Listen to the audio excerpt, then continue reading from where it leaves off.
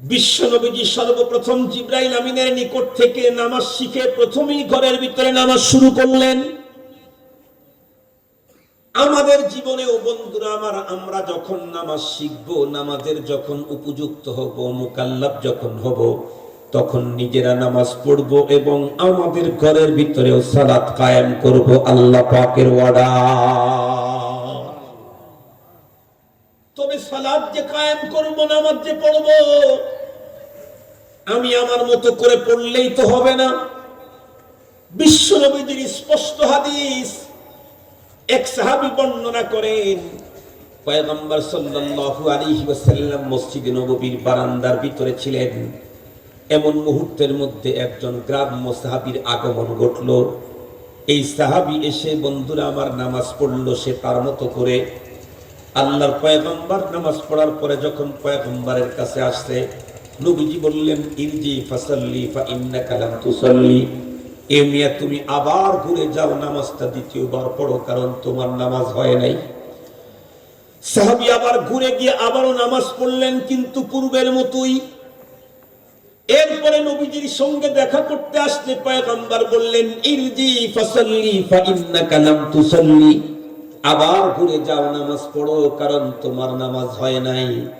সাহাবী 2-3 বার ঘুরে একই পদ্ধতিতে নামাজ পড়ার পর পয়গম্বরকে ডেকে বললেন, ইয়া রাসূলুল্লাহ, আপনি আমাকে যতবার ঘুরায় দিবেন এই পদ্ধতি ছাড়া আমি নামাজ পড়া জানি না। যতবার ঘুরাবেন আমি তো এটাই জানি, এই পদ্ধতিতে আমি নামাজ পড়ব। বিশ্বনবীজি তখন তাকে নামাজের পদ্ধতি শিখাইয়া দিলেন। এরপরে ডেকে বললেন, সাল্লু কামা রাআইতুমুনি উসাল্লি। তুমি তোমার মতো নামাজ পড়লে হবে না, নামাজ পড়তে হবে আমার মতো। نحمده ونستعينه ونستغفره ونؤمن به ونتوكل عليه ونعوذ بالله من شرور أنفسنا ومن سيئات أعمالنا من يهده الله فلا مضل له ومن يضلله فلا هادي له ونشهد أن لا إله إلا الله وحده لا شريك له ونشهد أن سيدنا وسندنا وحبيبنا وشفيعنا وطبيبنا وطبيب قلوبنا وأولانا ومولانا محمدا عبده ورسوله الذي يرسله بالحق إلى الخلق بشيرا ونذيرا وداعيا إلى الله بإذنه وسراجا وقمرا منيرا أما بعد فأعوذ بالله من الشيطان الرجيم بسم الله الرحمن الرحيم وأمر أهلك بالصلاة واصطبر عليها وقال رسول الله صلى الله عليه وسلم الصلاة عماد الدين من أقامها فقد أقام الدين ومن هدمها فقد هدم الدين وقال رسول الله صلى الله عليه وسلم 5 صلوات افترضهن الله من أحسن وضوءهن وصلهن لوقتهن وأتم ركوعهن وخشوعهن كان له على الله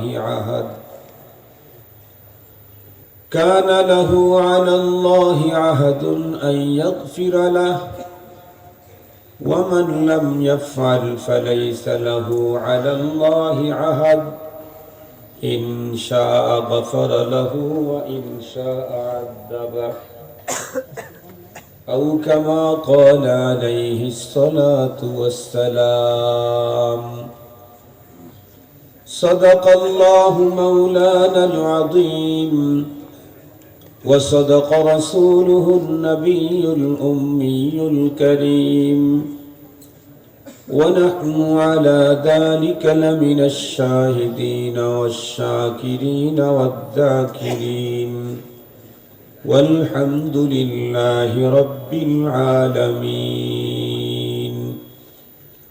اللهم صل على سيدنا مولانا محمد وعلى آله وأصحابه وبارك وسلم اللهم صل على سيدنا مولانا محمد وعلى آله وأصحابه وبارك وسلم يا رب صل وسلم دائما أبدا على حبيبك خير الخلق كلهم معزز محترم অধ্যক্ষের আয়োজিত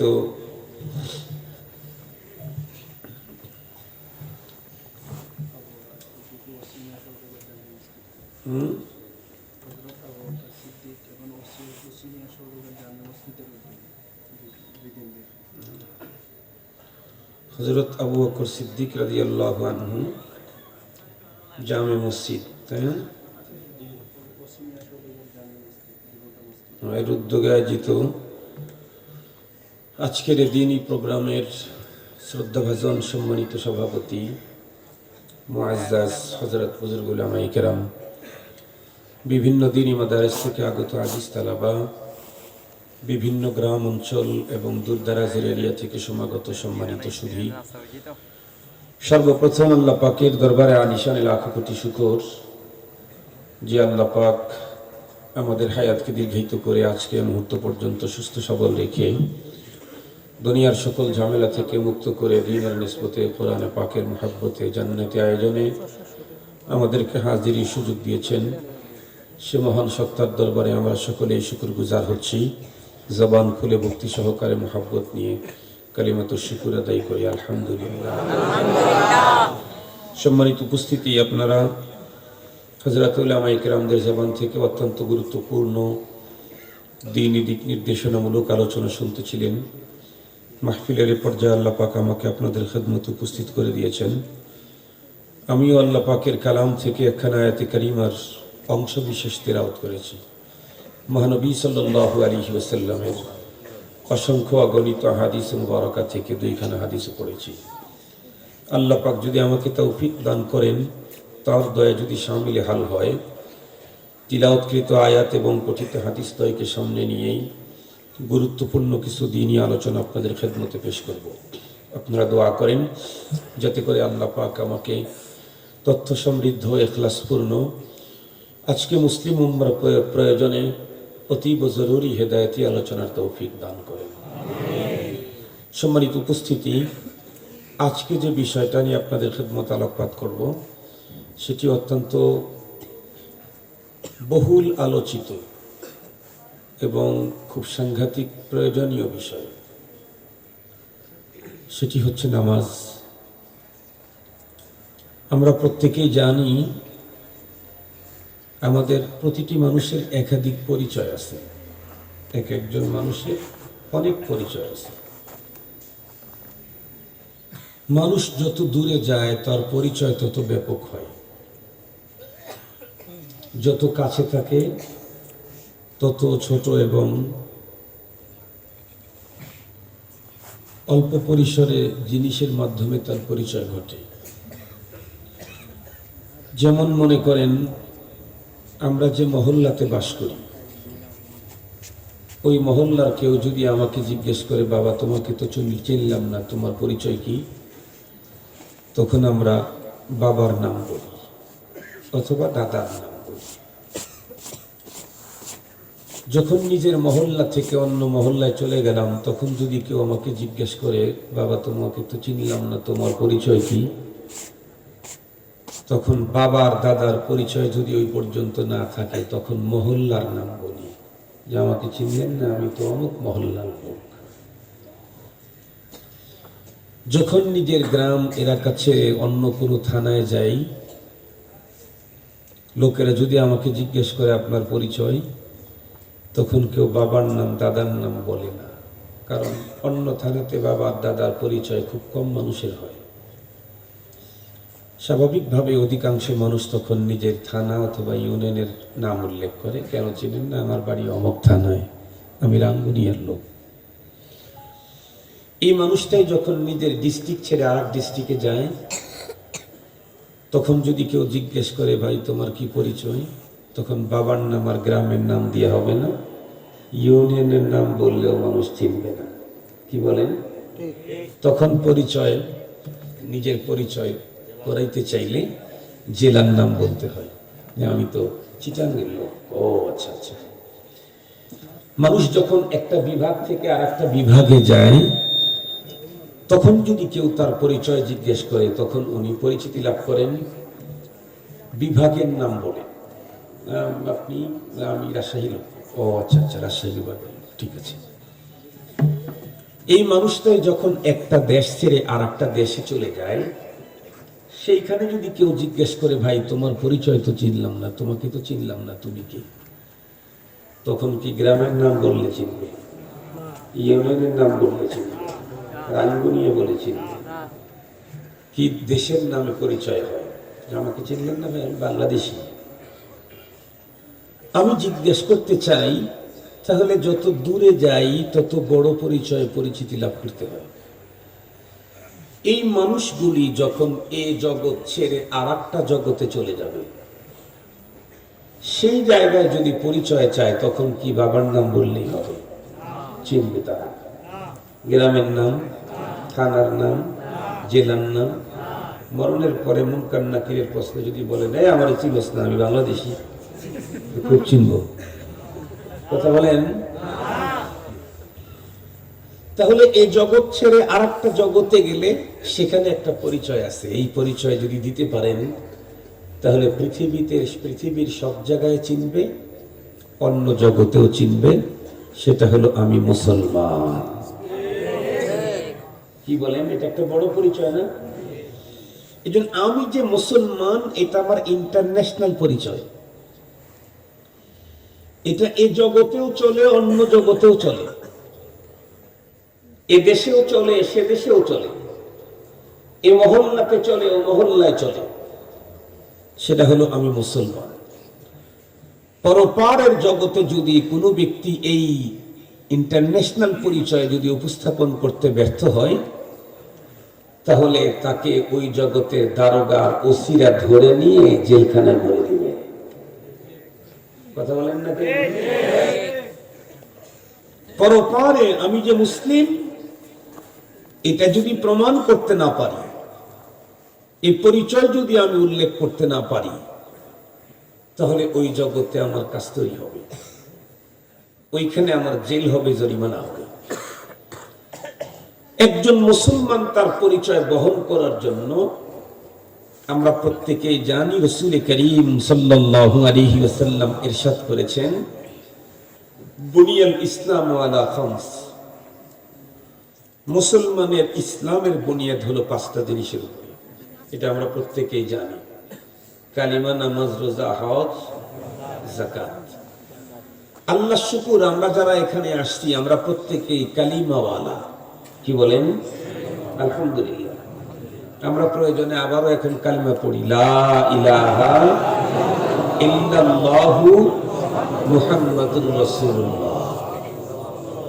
কালিমা পড়ে নিলাম, যাতে করে ইহাবি ওহাবির কোনো সমস্যা না থাকে। এখন সব মুসলমান। কি বলেন? আমরা সব মুসলমান, কালিমা পড়ে দিচ্ছি, ঝামেলা নেই। তো আলহামদুলিল্লাহ, একটা পরিচয় তো আমাদের সকলের আছে। 5টা স্তম্ভের একটা, সেটা কালিমাওয়ালা আমরা। এর পরবর্তীতে যেই 4টা আছে, এর ভিতরে সবচেয়ে গুরুত্বপূর্ণ, সর্বাধিক গুরুত্বপূর্ণ, সেটি হচ্ছে নামাজ। কি বলেন? ঈমানের পরে ইসলামের 4-5টা স্তম্ভের সবচেয়ে গুরুত্বপূর্ণ জিনিসটা হলো নামাজ। কি পরিমাণে গুরুত্বপূর্ণ? নবীজি তার জবানে মোবারকে বলেছেন, তুমি মুসলিম না কাফির এর মাঝে পার্থক্যকারী বস্তুই হলো নামাজ। আমি মুসলিম না কাফির, এটা নামাজের মাধ্যমে পরিচয় ঘটবে। ইমানদার আযান দিলে সব কাজ ছেড়ে চলে যাবে। আল্লাহ পাক ডাক দিয়েছেন, হাইয়া আলাস সালাহ হাইয়া আলাল ফালাহ, আসো নামাজের দিকে, আসো কল্যাণের দিকে। এমন একজন মালিকের ডাক যার হাতের ভিতরে আমার জীবন। কথা বলেন না কেন ভাই? আপনারা বলেন, আমার জানা মতে প্রতিটি মানুষ তার স্ত্রীকে অনেক মহব্বত করে, আর সেটা যদি লাভ ম্যারেজ হয় তাহলে তো লসের কোনো সম্ভাবনাই নেই। কি বলেন? আর বিশেষ করে লম্বা টাইম যদি না হয়, মাত্র বিয়ে করেছে, তাহলে কিন্তু ঝামেলা কম। দিন যত গড়তে থাকে মহব্বত তত কমতে থাকে। বাচ্চা কাচ্চা হয়, নাতি নাতনি হয়, ঝগড়া হয়, অমুক হয়, তমুক হয়। কিন্তু প্রথম তো অনেক মজা, অনেক মহব্বত, অনেক স্বাদ। তো মনে করেন একজন ছেলে মেয়ে ওরা নিজেরা চয়েস করে বিয়ে করেছে, চাকরিও পেয়েছে, অত্যন্ত সুন্দর চাকরি, 2 লাখ টাকা বেতন। বাসা ভাড়া করে যে থাকে যেই বিল্ডিং এ, সেই বিল্ডিং এর নিচেই তার অফিস। অনেক মজা না? অনেক মজা। এখন তো সবার হাতেই মোবাইল আছে। এই ভদ্রলোক যে কাজ করে, সে একটা দোকানের মনে করেন ম্যানেজমেন্টে আছে। এমতো অবস্থায় গুড়ি গুড়ি বৃষ্টি শুরু হলো, কোনো কাস্টমার নাই, দোকানপাট রাস্তাঘাট সব একদম খোলা আছে কিন্তু মানুষ নেই। ঠিক সেই মুহূর্তে বেগম সাহেবা 5 তলা উপর থেকে যে স্ত্রীর কাছে যে কোনো মুহূর্তে যাইতে আমার মনে চাচ্ছে, দেখা করতে মনে চাচ্ছে, কথা বলতে মনে চাচ্ছে, উনি আমাকে ফোন দিয়ে বলতেছেন যে ওগো, এখন তো মনে হয় তোমার দোকানে কাস্টমার নাই। বলে হ্যাঁ।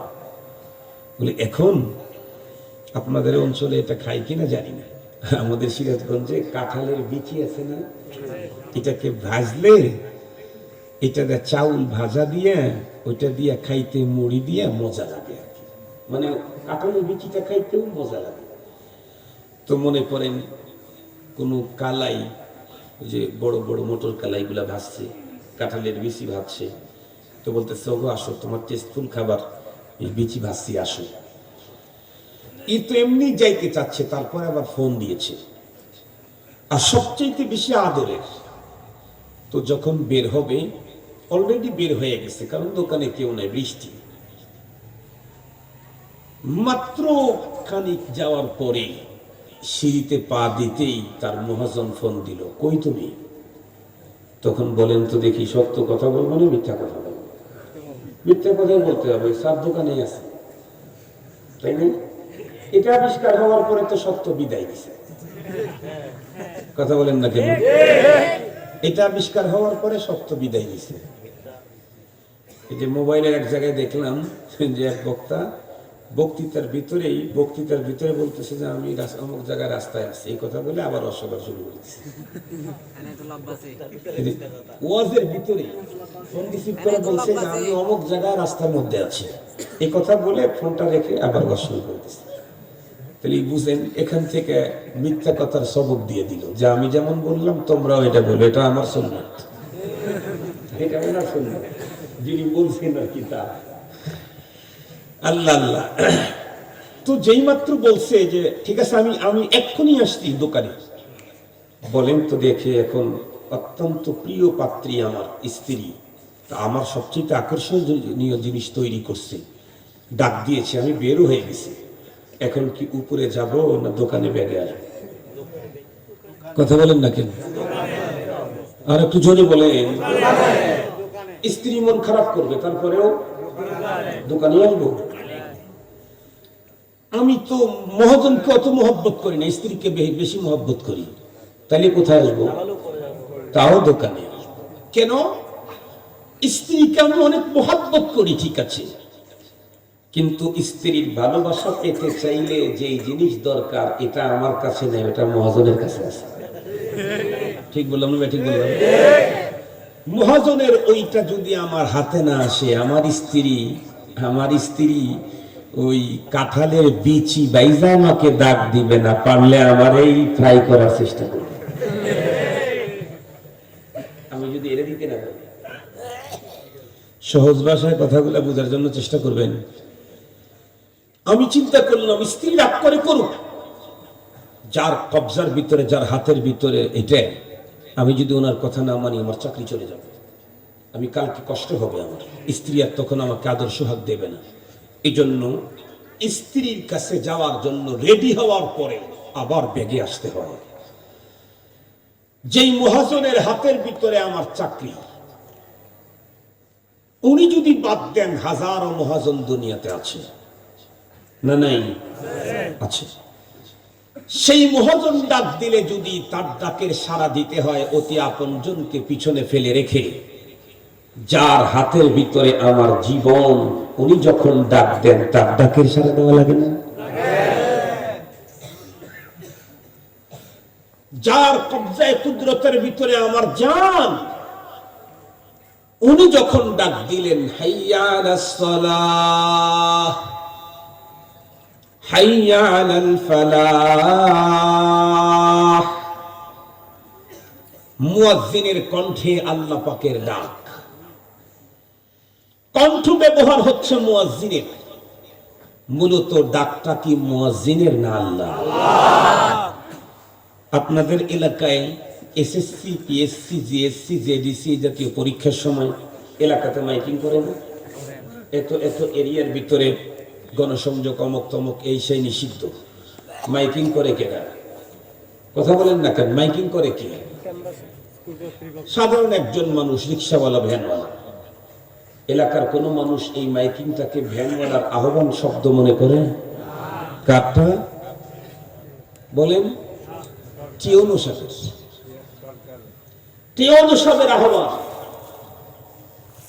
এই জন্য রিক্সাওয়ালার এই আহ্বানকে কেউ কখনোই ছোট ভাবে না, এটাকে টিওনো সাহেবের আহ্বান ভাবে। মুয়াজ্জিন যত কালোই হোক, যত নিম্নমানের হোক, সে যখন ডাক দিয়েছে হাইয়া আলাস সালাহ, এটা এই কালো আর বেটে আর সাধারণ লোকের ডাক না, এটা আল্লাহ পাকের ডাক, তার জবান থেকে উচ্চারিত হয়েছে। আমাকে সে ডাকের সাড়া দিয়ে যেতে হবে, ওখানেই কল্যাণ, এখানেই কল্যাণ। ওই ডাকের সাড়া না দিলে, আমার দুনিয়ার মহাজনের ডাকের সাড়া না দিলে আমার চাকরি চলে যাওয়ার সম্ভাবনা, আর আমার মূল মহাজনের ডাকের সাড়া না দিলে আমার জীবন নষ্ট হওয়ার সম্ভাবনা। আল্লাহ পাক রব্বুল আলামিন তার রাসূলকে বলেছেন ওয়া'মুর আহলাকা বিস-সালাহ, ওগো রাসূল আপনি আপনার পরিবারকে নামাজের অর্ডার করুন। নামাজ আমাকে তো পড়তেই হবে, আমি একা নামাজ পড়লে জিম্মাদারি খালাস হবে না, আমার পরিবারের ভিতরে নামাজ প্রতিষ্ঠা করতে হবে। আকিমুস সালাহ, নিজে নামাজ পড়া, পরিবারের নামাজের উপযুক্ত যারা তাদের নামাজ নিশ্চিত করা, এবং এ নামাজ আমি আমার পদ্ধতিতে পড়লে হবে না, এদের প্রশিক্ষণ প্রাপ্ত উলামায়ে কেরামের কাছ থেকে প্রশিক্ষণ নিয়ে সুন্নত, ওয়াজিব, মুস্তাহাব সহ আদায় করার নাম হচ্ছে ইকামতে সালাত। আমি তো সুন্নত, ওয়াজিব, মুস্তাহাব মেনেই নামাজ আদায় করব, আমার ফ্যামিলির সদস্যদেরকেও নামাজ নিশ্চিত করতে হবে।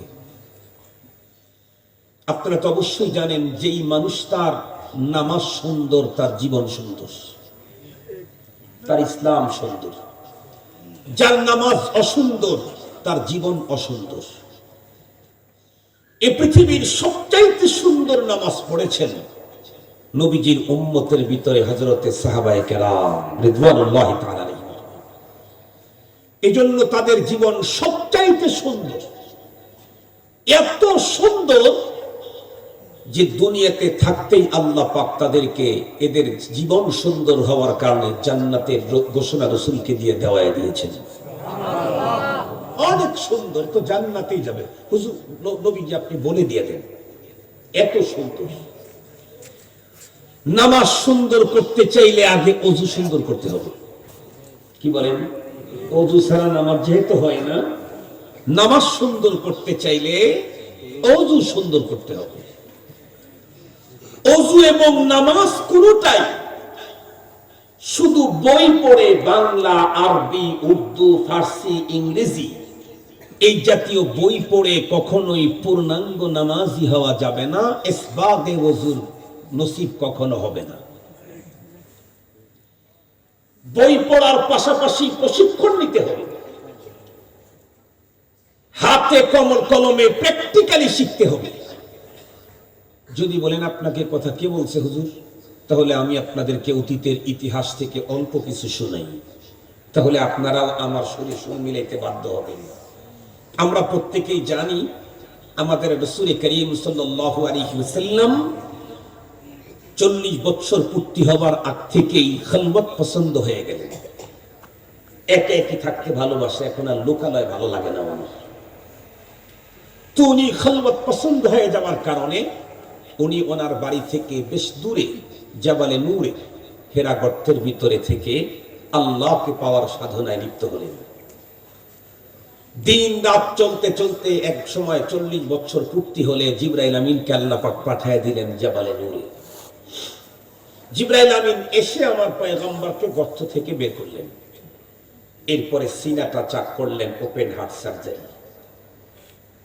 জমজমের পানি দিয়ে অত্যন্ত সুন্দর করে রিফ্রেশ করলেন। এরপরে আবার লাগিয়ে দিলেন পয়গম্বরকে। এরপরে জিবরাইল আমিন বললেন, ইকরা, আপনি পড়ুন। নবীজি উত্তর করলেন, মা আনা বিকারিইন, আমি পড়ুয়া নই। এই কথা বলতে জিবরাইল আমিন পয়গম্বরকে ধরলেন, এমন ভাবে ধরলেন, নবীজি বলেন, ফাআখাযানি ফাকাত্তানি হাত্তা বালাগা মিন্নি আল জুহদ। এমন ভাবে ধরে আমাকে আলিঙ্গন করলেন, চাপ দিলেন, আমার অনেক কষ্ট হলো, মনে হয় জান বের হয়ে যাবে। সুম্মা আরসালানি ফাকালা ইকরা। এরপরে আমাকে ছেড়ে দিয়ে আবারও বললেন, পড়ুন। আমি আগের মতোই বললাম, আমি পড়তে জানি না।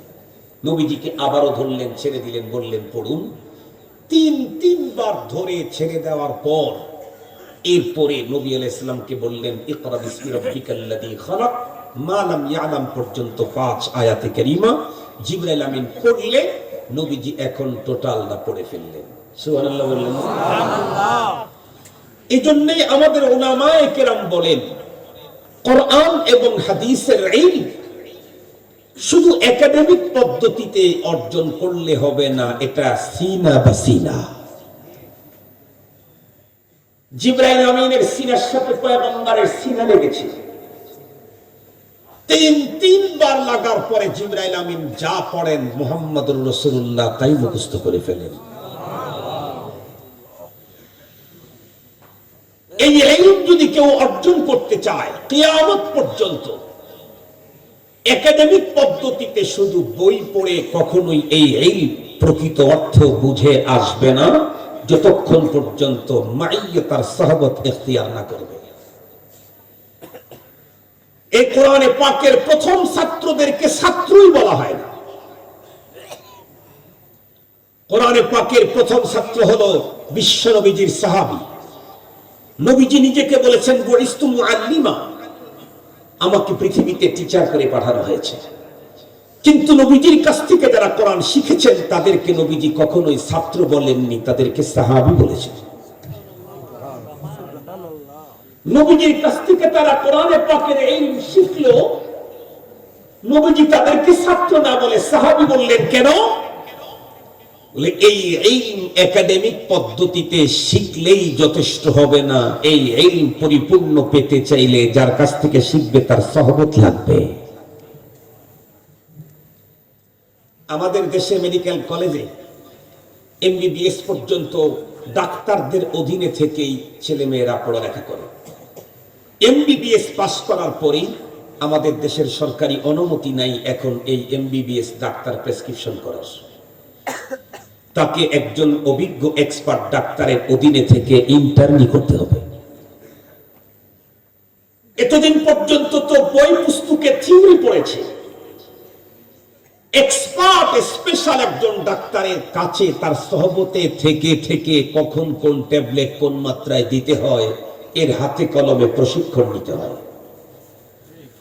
মানব রচিত জ্ঞান মেডিকেল সায়েন্স সেইটা যদি বই পুস্তকের মাধ্যমে ডাক্তারদের কাছ থেকে পড়ার পরেও প্রেসক্রিপশন করার অনুমতি না থাকে ইন্টার্নি ছাড়া, আমার দেশের কোন প্রফেসর কোন ডাক্তার আর ডক্টর আলিমের কাছে পড়ে নাই, তার সহবত নেয় নাই, সে ইংরেজি আর বাংলার উর্দু বই পড়ে তামাম হাদিসের কিতাব মুখস্থ করতে পারে, কোরআনের সব আয়াত আর তরজমা তাফসীর মুখস্থ করতে পারে, কিন্তু তাই বলে তার প্রেসক্রিপশন করার অধিকার নাই, মাসলা দেওয়ার অধিকার নাই, মাসলা দেওয়ার অধিকার নাই। তা ইন্টার্নি ছাড়া এমবিবিএস ডাক্তার যদি প্রেসক্রিপশন করে, রোগীর ঠিকানা কবরস্থান। উলামায়ে কেরামের সহমতে গিয়ে কোরআন পাকের হাদিসের ইলম সহবতের মাধ্যমে যদি অর্জন না করে, তার প্রেসক্রিপশন মানলে মরণের পরে জাহান্নাম। মুসলমান ভাইরা, আমার লম্বা কথা বলতে চাই না, মূল বিষয়টা আপনাদেরকে বুঝাবার জন্য আল্লাহ পাকের রাসূল সাল্লাল্লাহু আলাইহি ওয়াসাল্লামের ওই জাবালে নূরের ইতিহাসের অল্প একটু ঝলক আপনাদের হৃদয় পর্যন্ত পৌঁছায় দিতে চাই।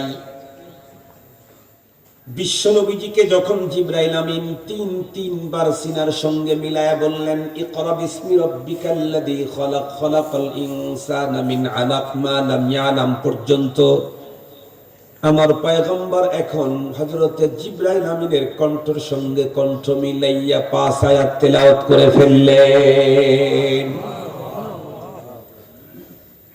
জিবরাইল আমিন আমার পয়গম্বরকে সঙ্গে করে পাহাড় থেকে নিচে নেমে এলেন। নিচে নেমে এসে জিবরাইল আমিন জমিনের ভিতরে তার পায়ের গোড়ালি দিয়ে একটা আঘাত করলেন। আঘাত করার সঙ্গে সঙ্গে ওই পাথরের বন্ধুরা আমার, পাথরের জমিন থেকে বন্ধুরা আমার স্বচ্ছ পানির ঝর্ণা শুরু হয়ে গেল। জিবরাইল আমিনের পায়ের আঘাতে পাথরেলি জমিনের যেখান থেকে পানির ঝর্ণা শুরু হলো, সেই ঝর্ণার পানি দিয়ে জিবরাইল আমিন নিজে ওযু করা শুরু করলেন। আর আমাদের পয়গম্বর রহমতে আলম নবীদের নবী মুহাম্মদুর রাসূলুল্লাহ সাল্লাল্লাহু আলাইহি ওয়াসাল্লাম চেয়ে চেয়ে দেখতেছিলেন কেমনে কোন পদ্ধতিতে জিবরাইল আমিন ওযু করে দেয়। আমার নবীজি দেখতেছিলেন কিভাবে জিবরাইল আমিন ওযু করছে। জিবরাইল আমিনের ওযু যখন কমপ্লিট হয়ে গেল, বিশ্ব নবীজিকে বলা হলো, পয়গম্বর আপনি ওযু করে নিন। আমাদের পয়গম্বর তখন ওযু করলেন যেমনটি জিবরাইল আমিনকে যেই পদ্ধতিতে ওযু করা দেখেছেন। দুইজনের যখন ওযু হয়ে গেল, তখন জিবরাইল আমিন আমার পয়গম্বরকে বললেন, আসুন আমরা দুইজনে মিলে সালাত আদায় করে নেই। আসেন রাসূল, নামাজ পড়ি। জিবরাইল আমিন ইমাম, আমাদের নবী বিশ্ব নবী মুসল্লি মুক্তাদি। সুবহানাল্লাহ বলেন না? জিবরাইল আমিনের ইমামতিতে মহানবী সাল্লাল্লাহু আলাইহি ওয়াসাল্লাম সালাত আদায় করলেন, নামাজ পড়লেন। ওহী নাযিল হয়েছে সোমবারের দিন বিকেল বেলায়। আমাদের পয়গম্বর বাসায় ঢুকে সর্বপ্রথম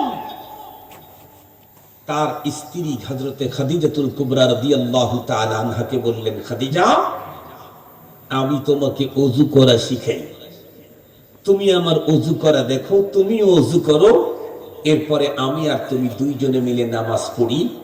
আমাকে জিবরাইল আমিন যেই পদ্ধতিতে ওযু করা শিখাইছেন আমি তোমাকে ওই পদ্ধতি শিখাই। আমাকে জিবরাইল আমিন ইমামতি করে নামাজ পড়াইছেন, এখন আমি ইমামতি করে তোমাকে নামাজ পড়াই দিই। এখানে আমাদের জন্য শিক্ষা। ওয়াজ আর বক্তৃতার মাহফিলে শুধু আমরা ছেলেরাই যাব, হুজুরদের কাছ থেকে দামি দামি মূল্যবান মাসাইল, এই ইসলামের আরকান আহকামের গুরুত্বপূর্ণ বিষয় জানবো, আর বাসায় নিয়ে সেটা বলবো না। এটা আমার রাসূলের শিক্ষা না। সর্বপ্রথম পয়গম্বর তার স্ত্রীকেই ওযু শিখাইলেন।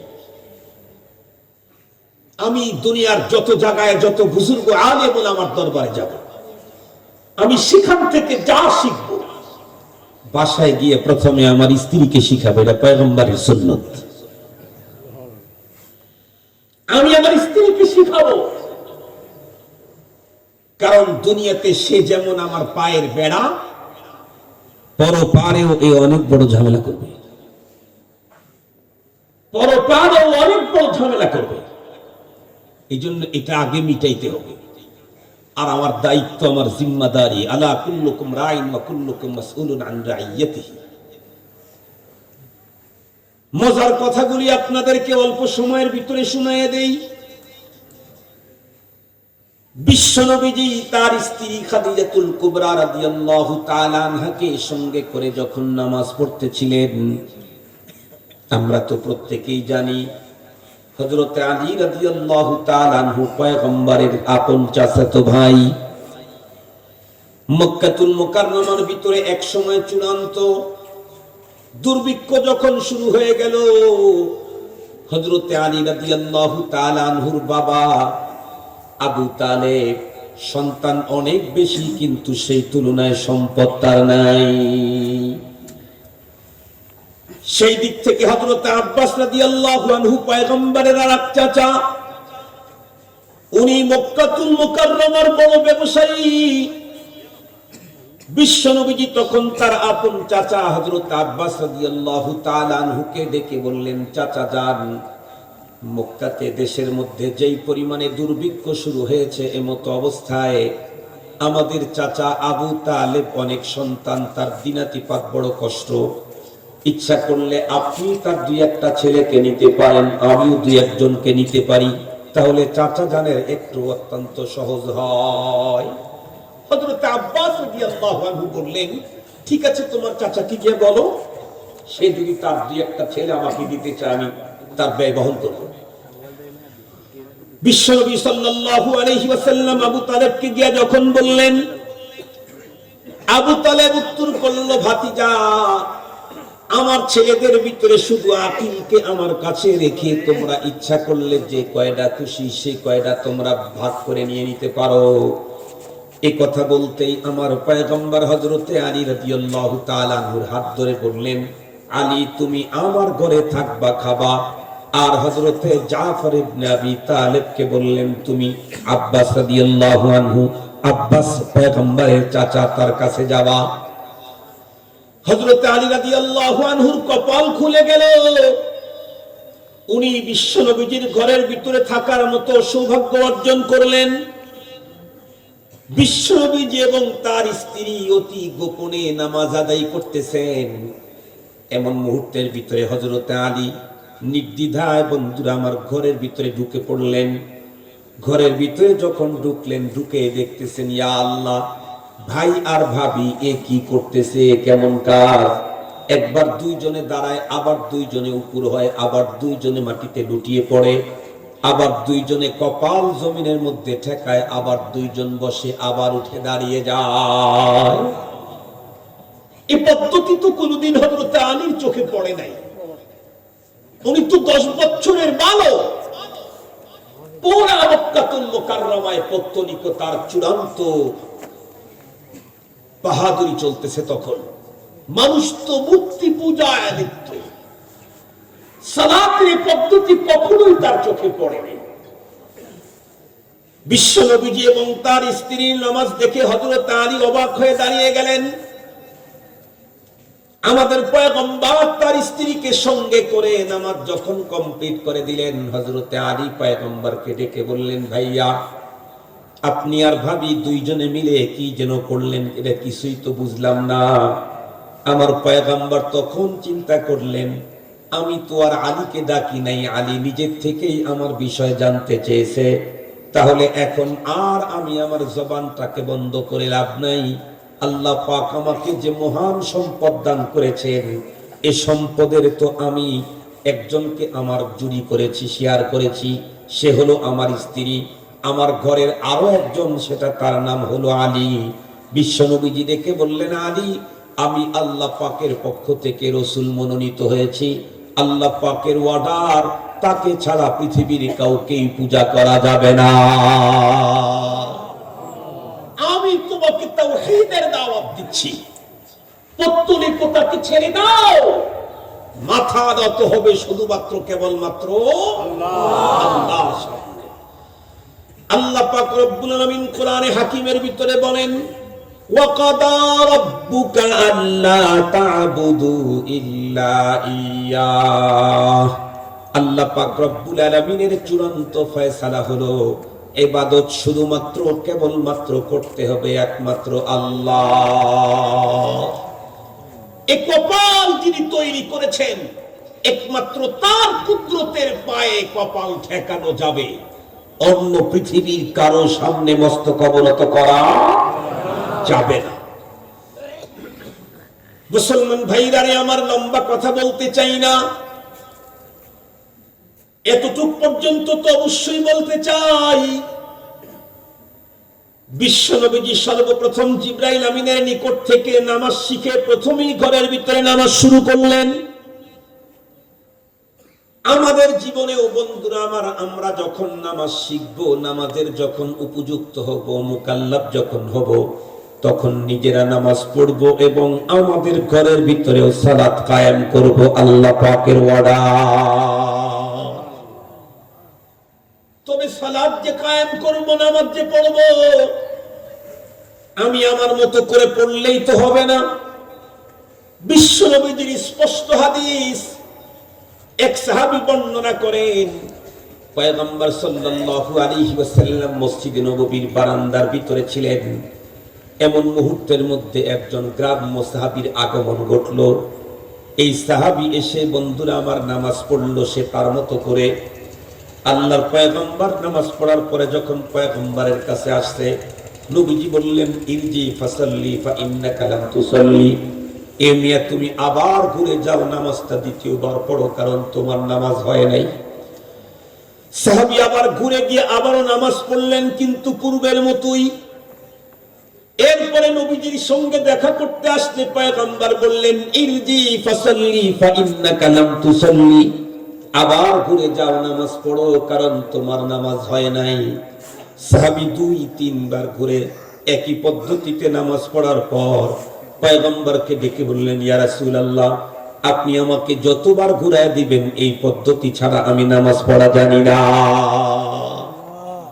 যতবার ঘুরাবেন, আমি তো এটাই জানি, এই পদ্ধতিতে আমি নামাজ পড়ব। বিশ্বনবীজি তখন তাকে নামাজের পদ্ধতি শিখাইয়া দিলেন। এরপরে ডেকে বললেন, সাল্লু কামা রাআইতুমুনি উসাল্লি। তুমি তোমার মতো নামাজ পড়লে হবে না, নামাজ পড়তে হবে আমার মতো।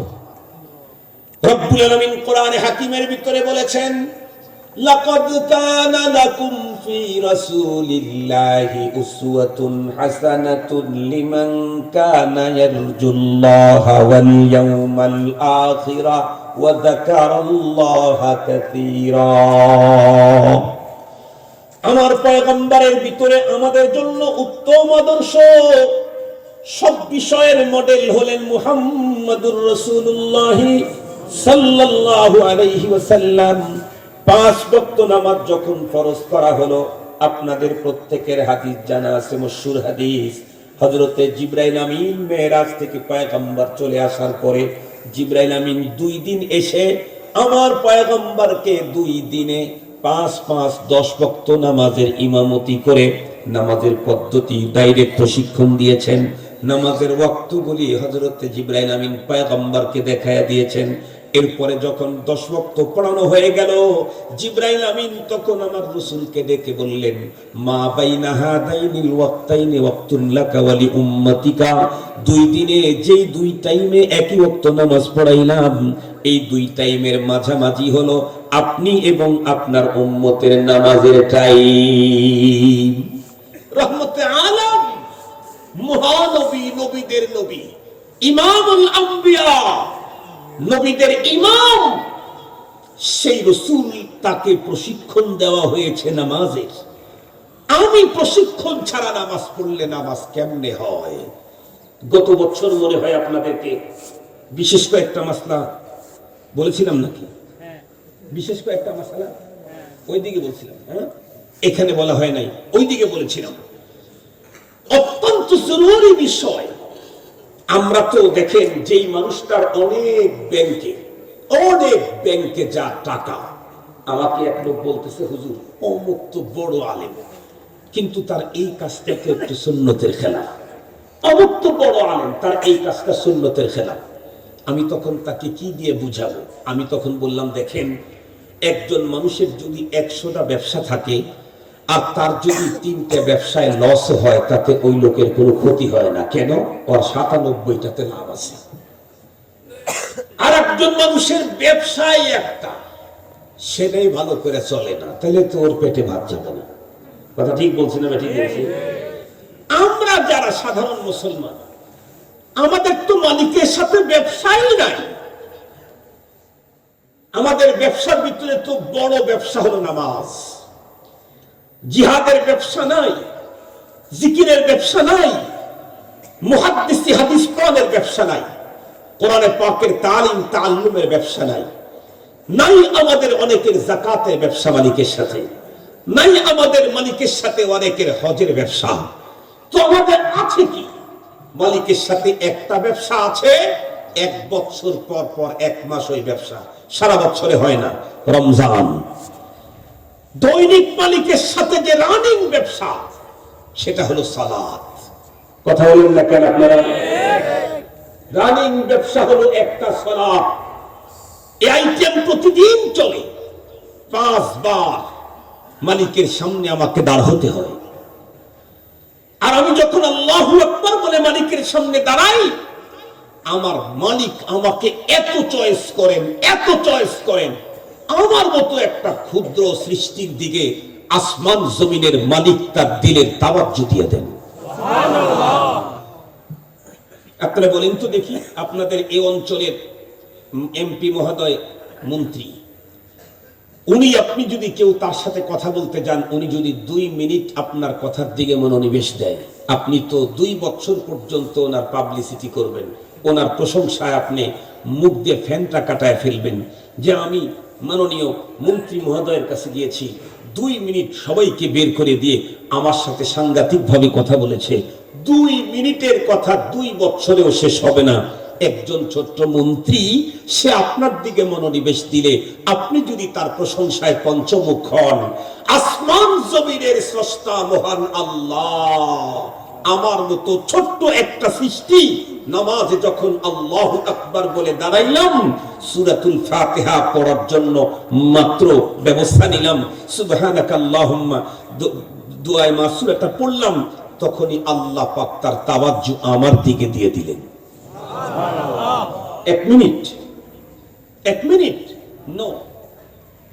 হাদিসে পাকের ভিতরে এসেছে, যে কোনো মুসলমান নারী আর পুরুষ যখন আল্লাহু আকবার বলে নামাজের তাকবীরে তাহরিমা বাঁধলো, আল্লাহ পাক রব্বুল আলামিন তখন তার নিজের তাওয়াজ্জু ওই বান্দার বান্দির দিকে দিয়ে দিলেন। এরপরে আমার আর আপনার মতো বন্ধুরা, আমার নামাজি বডিটা মসজিদের ভিতরে, দিলটা তামাম দুনিয়ায় ঘুরতে থাকে। বডি মসজিদে আসে, কিন্তু মন মার্কেটে, বাজারে, ওই দোকানে, ওই বিয়ে বাড়িতে, ওই আপনজনের বাড়িতে, ওই ফ্রেন্ড সার্কেলের ওইখানে। আল্লাহ পাক সামনে, আমার সামনে, আমি যখন দিলটাকে এদিক ওদিক নিতে থাকি, আল্লাহ বুঝেন না, আল্লাহ টের পান না। কথা বলেন না কেন? আমি যে অন্তর বডিটা নামাজের দ্বিতীয় কাতারে রেখে আমার দিল যে চট্টগ্রাম বোয়াদ্দার হাটে পাঠিয়ে দিয়েছি, ইমাম সাহেব বোঝে নাই তাই বলে আল্লাহ বোঝে নাই? কথা বলেন না কেন? ইমাম সাহেবের দেলও যে চলে গেছে কক্সেস বাজারে, এটা মুসল্লিরা না বুঝলেও আল্লাহ বুঝে না? কথা বলেন না কেন? আল্লাহ বুঝে। যখন তার দিল অন্যদিকে যায়, রব তখন ডেকে বলে, এ বেকুফ, আমার চাইতে অধিক সুন্দর পৃথিবীতে কে আছে? আমি তোর সামনে থাকতে কার দিকে দৌড়ালি? এরপরে যখন আমরা আমাদের মন নামাজের ভিতরে নিয়ে আসি, রব্বে কারীম আবারও তার তাওয়াজ্জু আমাদের দিকে দেন। এরপরে যখন আবারও আমার মনটা অন্যদিকে দৌড়ায়, আমার রব এটা বুঝতে পারেন না? তখন রব বলেন, এ বেকুফ, আমার চাইতে বড় ক্ষমতাওয়ালা কে আছে? আমি তোর পাশে থাকতে আমারে রেখে কার দিকে দৌড়ালি? একবার দুইবার না, তিনবার পর্যন্ত যখন মন আমার এদিকে সেদিকে যায়, আল্লাহ পাক রব্বুল আলামিন এরপরে মন নিয়ে আসলে আল্লাহ তাওয়াজ্জু ফিরিয়ে দেন। কিন্তু যখন আবারও মন অন্যদিকে যায়, তখনই আল্লাহ পাক রব্বুল আলামিন তার তাওয়াজ্জু আমার থেকে ফিরে নিয়ে নেয়। তখন আমার থেকে তাওয়াজ্জু ফিরে নেন। মুসলমান ভাইরারে আমার, নামাজের মুহূর্তে আমরা আল্লাহ পাকের কত নিকটে। হাদিসে পাক খুলে দেখেন, মুসল্লি যখন নামাজে দাঁড়ায় পড়ে আলহামদুলিল্লাহি রাব্বিল আলামিন, রব্বুল আলামিন আমার প্রতি এতটাই মনোনিবেশ দিয়ে আমার তিলাওয়াত শুনেন, সাথে সাথে আবার আমাকে প্রতি উত্তর করেন, হামিদানি আব্দি। এরপরে যখন আমরা পড়ি আর রহমানির রহিম, আল্লাহ পাক আমার কণ্ঠের তেলাওয়াতটা গুরুত্বের সাথে শ্রবণ করেন এবং সাথে সাথে উত্তর দেন, আসনা আলাইয়া আব্দি। এরপরে যখন আমরা পড়ি মালিক ইয়াউমিদ্দিন, আল্লাহ পাক আমার এই তেলাওয়াত মনোনিবেশ দিয়ে শুনেন, সাথে সাথে আমাকে উত্তর করেন, মাজ্জাদানি আবদি।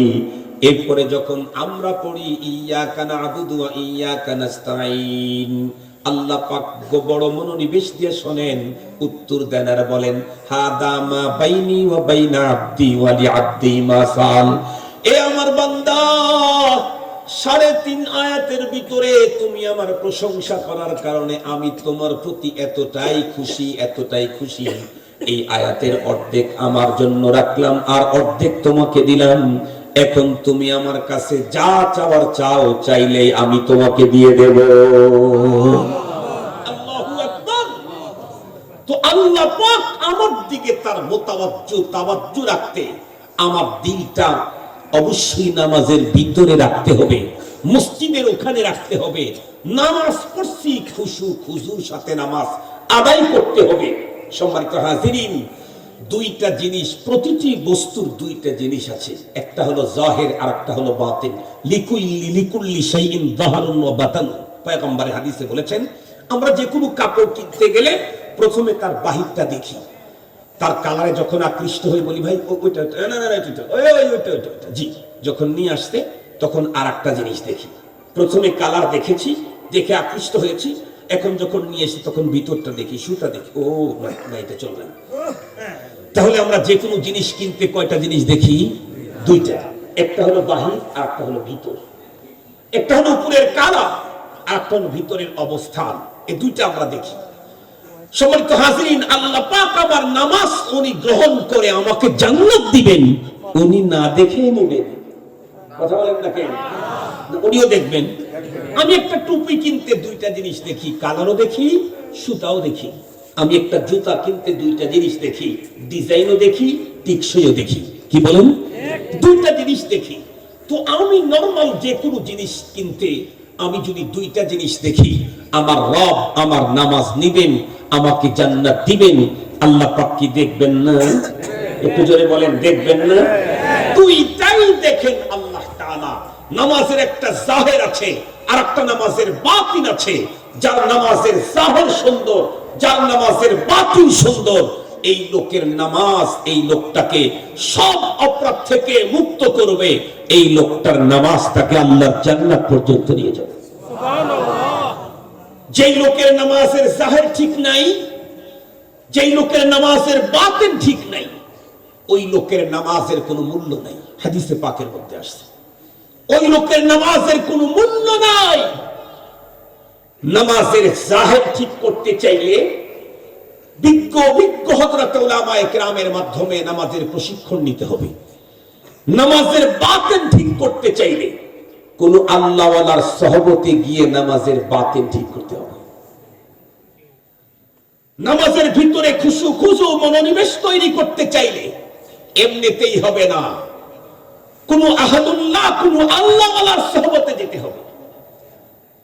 तमन्ना दर्द दिल की हो तू कर खिदमत फकीरों की, नहीं मिलता ये गौहर पादशाहों की खजीनों में, न कुछ उनके कपूशों की अकीदत हो तू देख उनको, यदे बैजा लिए बैठे हैं अपने आस्तीनों में।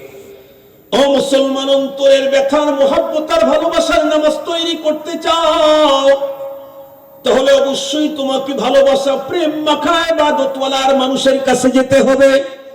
আল মুজাওয়ারাতু মুয়াসসিরাতুন, দীর্ঘদিন পর্যন্ত যে মানুষ যার সংস্রবে থাকে তার গুণাবলী তার ভিতরে আল্লাহ পাক রব্বুল আলামিন ট্রান্সফার করে দেয়। আমি যদি কোনো সাহেবে দিলের কাছে যেতে পারি, তার সংস্রব যদি ইখতিয়ার করতে পারি, আল্লাহ পাক একদিন আমাকেও সাহেবে দিল বানায়া দেবে। মুসলমান ভাইরারে আমার, আমাদের নামাজের কন্ডিশন কেন? আমরা অনেকেই তো আছি 60 বছর হয় নামাজ পড়ি আলহামদুলিল্লাহ।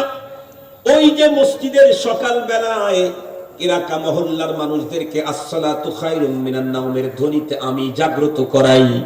মসজিদের বন্ধুরা আমার গেটটার দরজাটা তালাটা আমি সর্বপ্রথম খুলি, ভিতরের বন্ধুরা আমার সুইচ গুলা দিয়ে মসজিদটাকে আলোকিত আমি করি। মসজিদটাকে গভীর রাত্রে গিয়া আমি প্রথম ঝাড়ু দেই, আমি মুয়াজ্জিন হয়ে আজান দেই। 70 বছর পর্যন্ত এই কাজটা করলাম বটে, কিন্তু 70 বছর পর্যন্ত কোনোদিন কোনো একজন বিজ্ঞ আলেমকে দেখাইলাম না, হুজুর আমি যেই নামাজটা পড়ি দেখেন তো আমাদের নামাজটা মুহাম্মাদুর রাসূলুল্লাহর নামাজের মতো হইল কিনা। কারণ পয়গম্বর তো বলেই দিয়েছেন, সাল্লু কামা রাআইতুমুনি উসাল্লি, আমার নামাজের মতো যদি তোমাদের নামাজ হয় তাহলে সে নামাজ আল্লাহর দরবারে কবুল, আর আমার নামাজের মতো যদি তোমাদের নামাজ না হয় এ নামাজ কখনোই কবুল হবে না, এ নামাজ তোমাকে আল্লাহর জান্নাত পর্যন্ত নিতে পারবে না।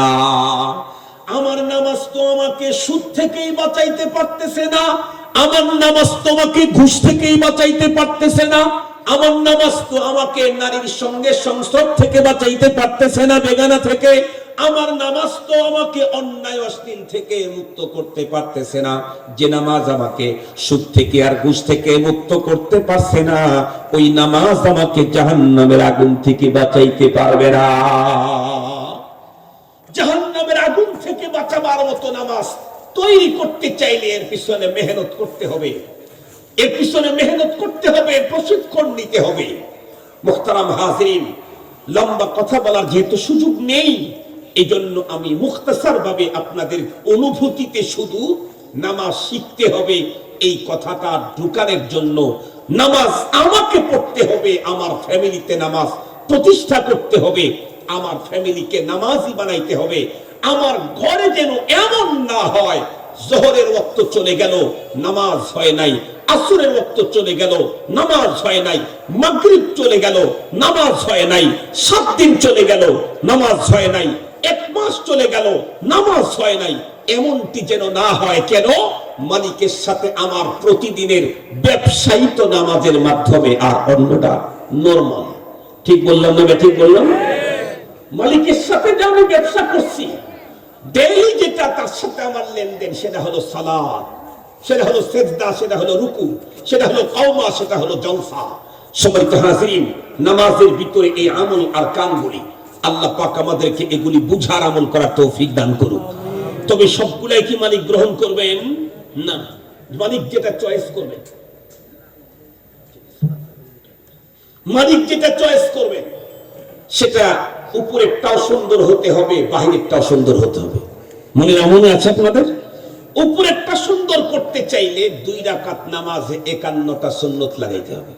কয়টা সুন্নত? আচ্ছা আপনারা বলেন তো দেখি, মেয়েদের কাপড় দামি হয় কখন?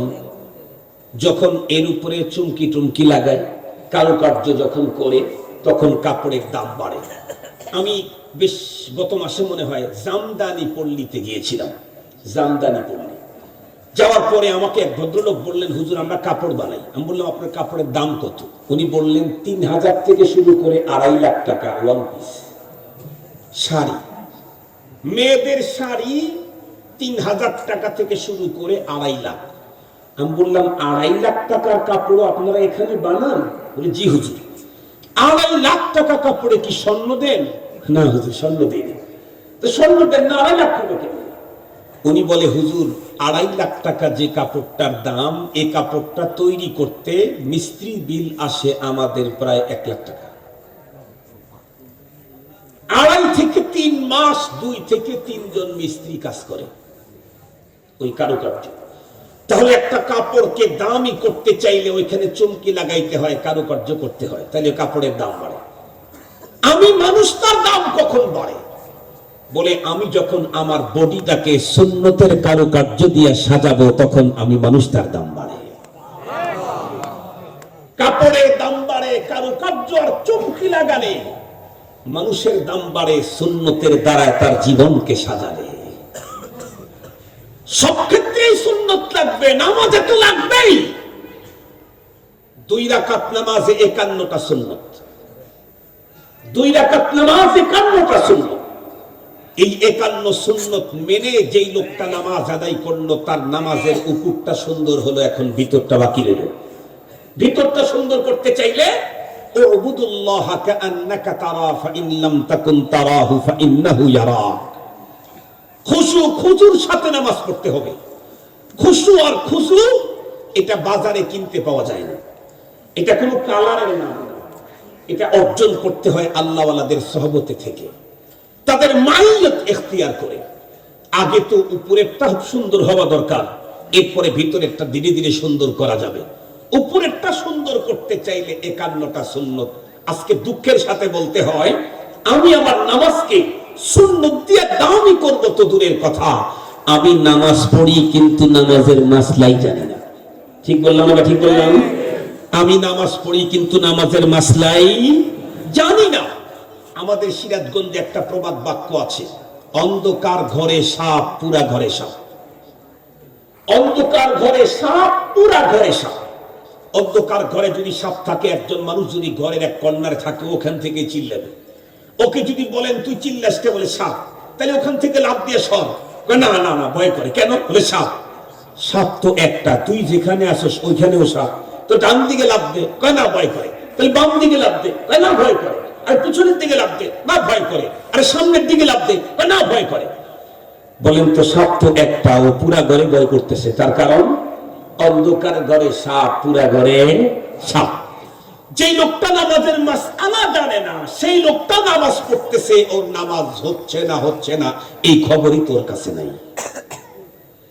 ওর নামাজ হচ্ছে না 70 বছর হয়তো নামাজ পড়তেছে, কিন্তু হচ্ছে না এটাই তো তার কাছে নেই। এই জন্য নামাজ পড়াও ফরজ, নামাজের মাসলা জানাও ফরজ। আমি জিজ্ঞেস করতে চাই, আপনাদের এলাকায় নামাজ পড়তে চাইলে ওযু লাগে না তো? ওযু লাগে? ওযু কি সুন্নত? ওযু করা সুন্নত? ওযু করা সুন্নত? ওযু করা সুন্নত না ফরজ? নামাজের জন্য ওযু নামাজ একটা ফরজ, ওযু আর একটা ফরজ। এই 2 ফরজের মধ্যে সিরিয়াল আছে না নাই? কেউ যদি মনে করে যে মসজিদে গেছে, যায় দেখতেছে যে ইমাম সাহেব বিশাল সুন্দর কিরাত পড়তেছে, এখন যদি ওযু করতে যাই, টয়লেট আর ওযুখানায় যে ভিড়, তাতে নামাজ শেষ হয়ে যাবে।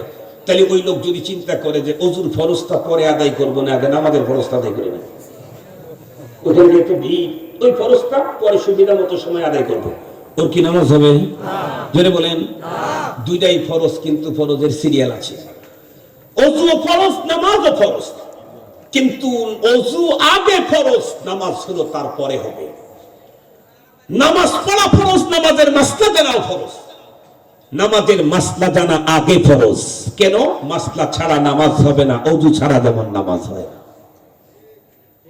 আমাদের দেশের মানুষ, আমরা সারা জীবন ইতিহাস বলি, আপনারা শুনেন, আমরা বলি নামাজের ভিতরে এক সাহাবী পায়ের থেকে তীর টান দিয়ে খুলে ফেলছে, এমনি খুলতে পারেনি। শুনেন নাই? নামাজের ভিতরে এক সাহাবী দাঁড়িয়ে আছে, কাফের বেঈমান তীর নিক্ষেপ করছে, এরপরে নামাজ ছাড়ে নাই, আরেকটা নিক্ষেপ করছে।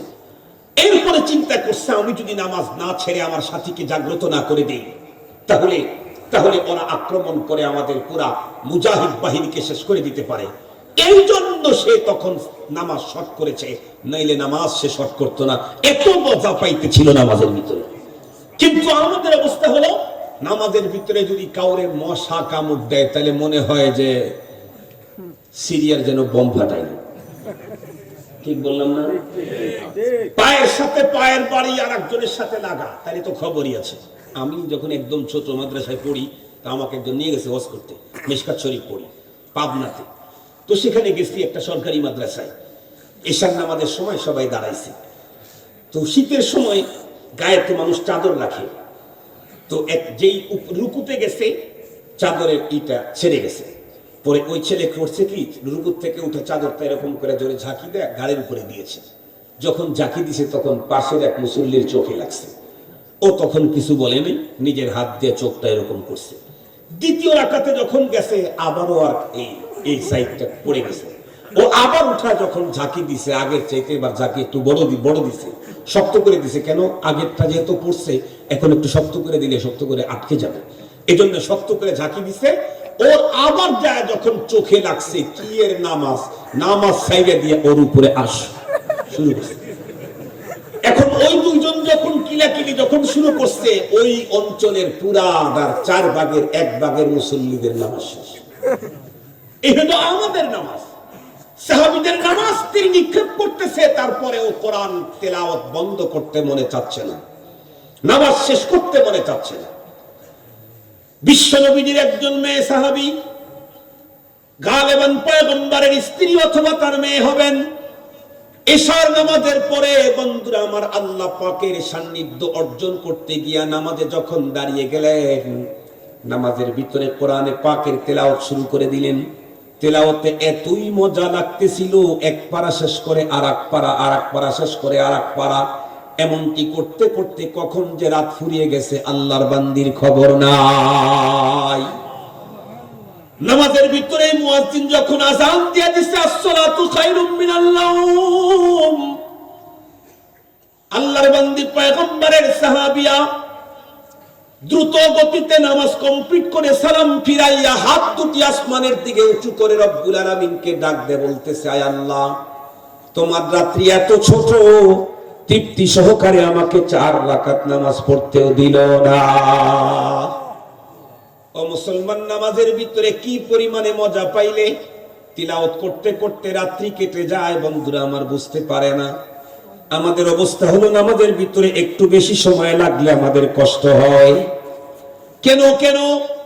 ও মুসলমান, দেখবেন দুনিয়ার সব খাবার এক রকমের মজা হয় না। একজন রান্না করেছে পায়েস, অনেক মজা, আর একজনের পায়েসের ভিতরে মজা নাই। একজন রান্না করেছে লুডুস, অনেক মজা, আর একজনের লুডুসের ভিতরে মজা নাই। কারণটা কি? যে কোনো বন্ধুরা আমার, খাবারকে মজাদার করতে চাইলে যিনি রান্না করেছেন বাবুর্চিও সুন্দর হতে হবে এবং মশলাগুলি পরিমিত ওর ভিতরে দিতে হবে। ঠিক বললাম না? ঠিক, মশলা দিতে হবে পরিমিত, আর বাবুর্চি হতে হবে সুন্দর, তাহলে ওই খাবারে মজা হয়। খাবারের মজা পেতে চাইলে মশলা লাগে, আর ইবাদতের মজা পেতে চাইলে মাসআলা লাগে। ইবাদতে মজা পাইতে চাইলে কি লাগে? কথা বলেন না কেন? মাসআলা লাগে। খাবারের মজা স্বাদ করতে চাইলে মশলা লাগে, আর ইবাদতের মজা তৈরি করতে চাইলে মাসআলা লাগে। দুঃখের সাথে বলতে হয়, আমরা যতটুকু নামাজ পড়তে রাজি আছি, মশলা শিখতে, কথা বলেন, মশলা শিখতে রাজি নেই।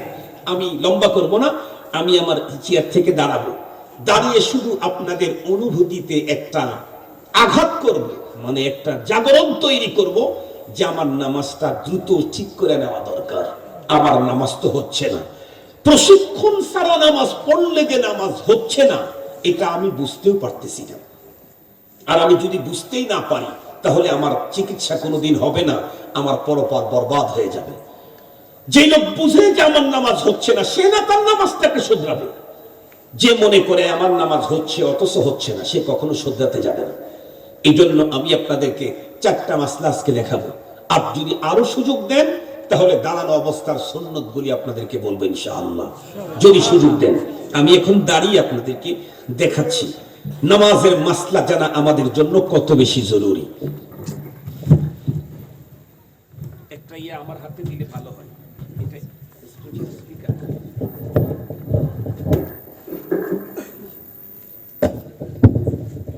আল্লাহ আল্লাহ আল্লাহ, ওগুলা থাক, আওয়াজ যাবে, দেখবে মানুষ, মানুষ শিখবে। এটা কি আওয়াজ যাবে? না না, এটা তো এখানে ইয়ে নাই, অপারেটর নাই। আচ্ছা, আলহামদুলিল্লাহ। দেখেন, আমরা প্রত্যেকেই জানি নামাজের বাহিরে ভিতরে কত ফরজ। এটি করে বলেন নামাজের মাসলা হলো 3 প্রকার। একটা হলো ফরজ, আরেকটা হলো ওয়াজিব, আরেকটা হলো সুন্নাত বা মুস্তাহাব। কোন মানুষের যদি সুন্নাত ইচ্ছাকৃত অথবা অনিচ্ছাকৃত ছেড়ে দেয়, তাহলে নামাজ হয় নাকি কম? ঠিক বললাম? সেজদা দিলেও কাজ হয় না। ভুলে যদি কোনো ওয়াজিব ছাড়া পড়ে, তাহলে সেজদা দিলে নামাজটা ঠিক হয়ে যায়। ইচ্ছা করে ছেড়ে দিলে সেজদা দিলে নামাজ ঠিক হয় না। ফরজ কোনো মানুষ ভুলে ছাড়ুক আর ইচ্ছাকৃত ছাড়ুক, সেজদা দিয়ে নামাজ ঠিক করার কোনো সিস্টেম নাই। মাসলাটা আপনারা বুঝেছেন? ফরজ ভুলে ছাড়ুক, ইচ্ছায় ছাড়ুক, অনিচ্ছায় ছাড়ুক, এই ফরজ তরফ করলে নামাজ ভুলে পড়তে হবে। ওয়াজিব যদি ভুলে ছাড়া পড়ে সেজদা দিয়ে ঠিক করা যায়, ইচ্ছা করে ছেড়ে দিয়ে সেজদা দিলেও নামাজ ঠিক করা যায় না। সুন্নাত আর নফল এগুলি যদি ইচ্ছাকৃত ছাড়ে অনিচ্ছাকৃত ছাড়ে, নেকি কম হয়, নামাজের সমস্যা হয় না। এবার আসুন, নামাজের বাহিরে ভিতরে 13 ফরজের তাকবীরে তাহরিমা বলা সুন্নাত না ফরজ? একটু জোরে বলেন। তাকবীরে তাহরিমা বলা, তাকবীরে তাহরিমা কোনটা? নামাজের শুরুতে যে আল্লাহু আকবার বলি, এটা হলো তাকবীরে তাহরিমা।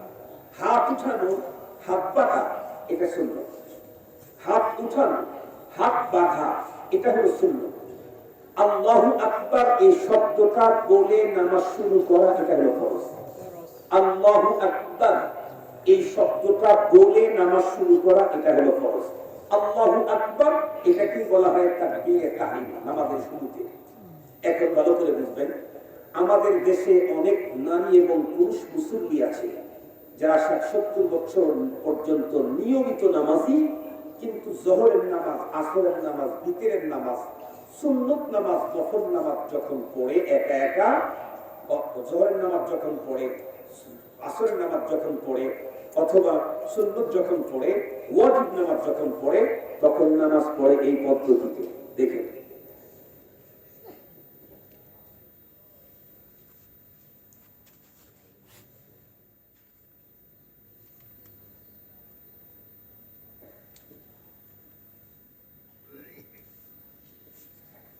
কি ঘটনা ঘটছে আপনারা কি বুঝেছেন? নামাজের শুরু থেকে যতটুক আমি আদায় করেছি, আমার ঠোঁটটা খুলি নেই। লক্ষ্য করছেন আপনারা? আমার ঠোঁট খুলি নেই, তার মানে মুখ বন্ধ করে নামাজ পড়ে, টোটাল নামাজে মুখ খোলে না। এরকম মুসল্লি আছেন? যে সমস্ত মুসল্লিরা নামাজের শুরু থেকে শেষ পর্যন্ত মুখ বন্ধ করে নামাজ পড়েছেন, তাদের জীবনের এক ওয়াক্ত নামাজও হয় না। এক ওয়াক্ত নামাজও হয় না। কেন? নামাজ হইতে চাইলে যে 13টা ফরজ আছে, তার ভিতরে একটা গুরুত্বপূর্ণ ফরজ নামাজ শুরু করতে আল্লাহু আকবার বলা।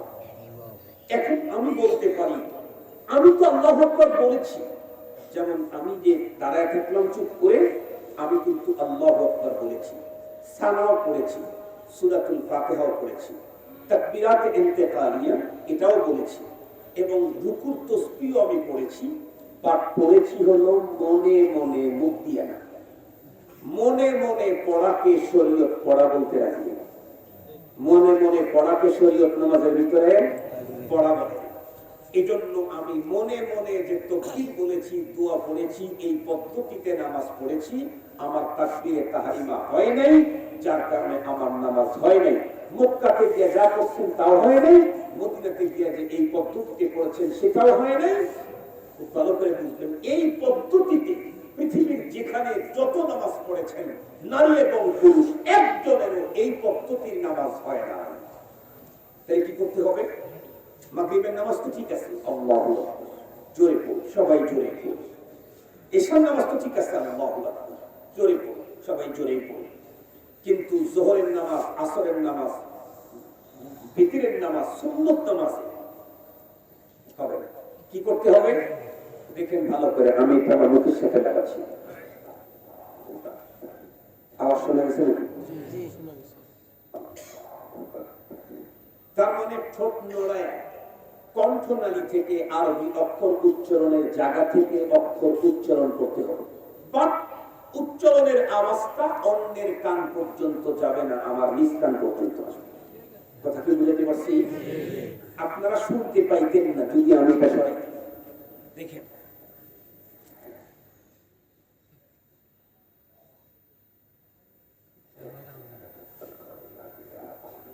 দেখছেন তো, এটা লাগাইছি দেখে আওয়াজ শুনতে পেরেছেন, এটা না লাগাইলে আপনারা শুনতে পারেননি।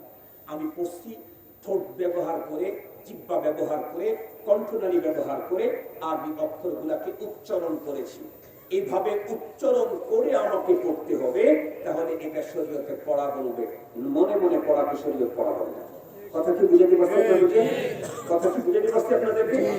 তাহলে এই পদ্ধতিতে যারা আজীবন নামাজ পড়েছেন তাদের পুরা জীবনের নামাজ ঘুরে পড়তে হবে। দেখেন প্রশিক্ষণ নেওয়া কত জরুরি। নামাজ পড়া ফরজ, নামাজের মাসলা জানা ফরজ। নামাজের মাসলা জানা ছাড়া আমার নামাজ হচ্ছে না আমার জানা নেই। দ্বিতীয় নাম্বার মাসলা খুব ভালো করে লক্ষ্য করবেন, আমাদের দেশে এরকম মুসল্লি আছে, ভালো করে দেখেন। কথা কি বুঝতে পারছেন আপনাদের? আবারও দেখাই, কারণ এই ঘটনাটা আমাদের দেশে খুব বেশি ঘটে। আপনাদের অঞ্চলে মুসল্লি আছে কিনা আপনারা একটু লক্ষ্য করে দেখুন। দেখেন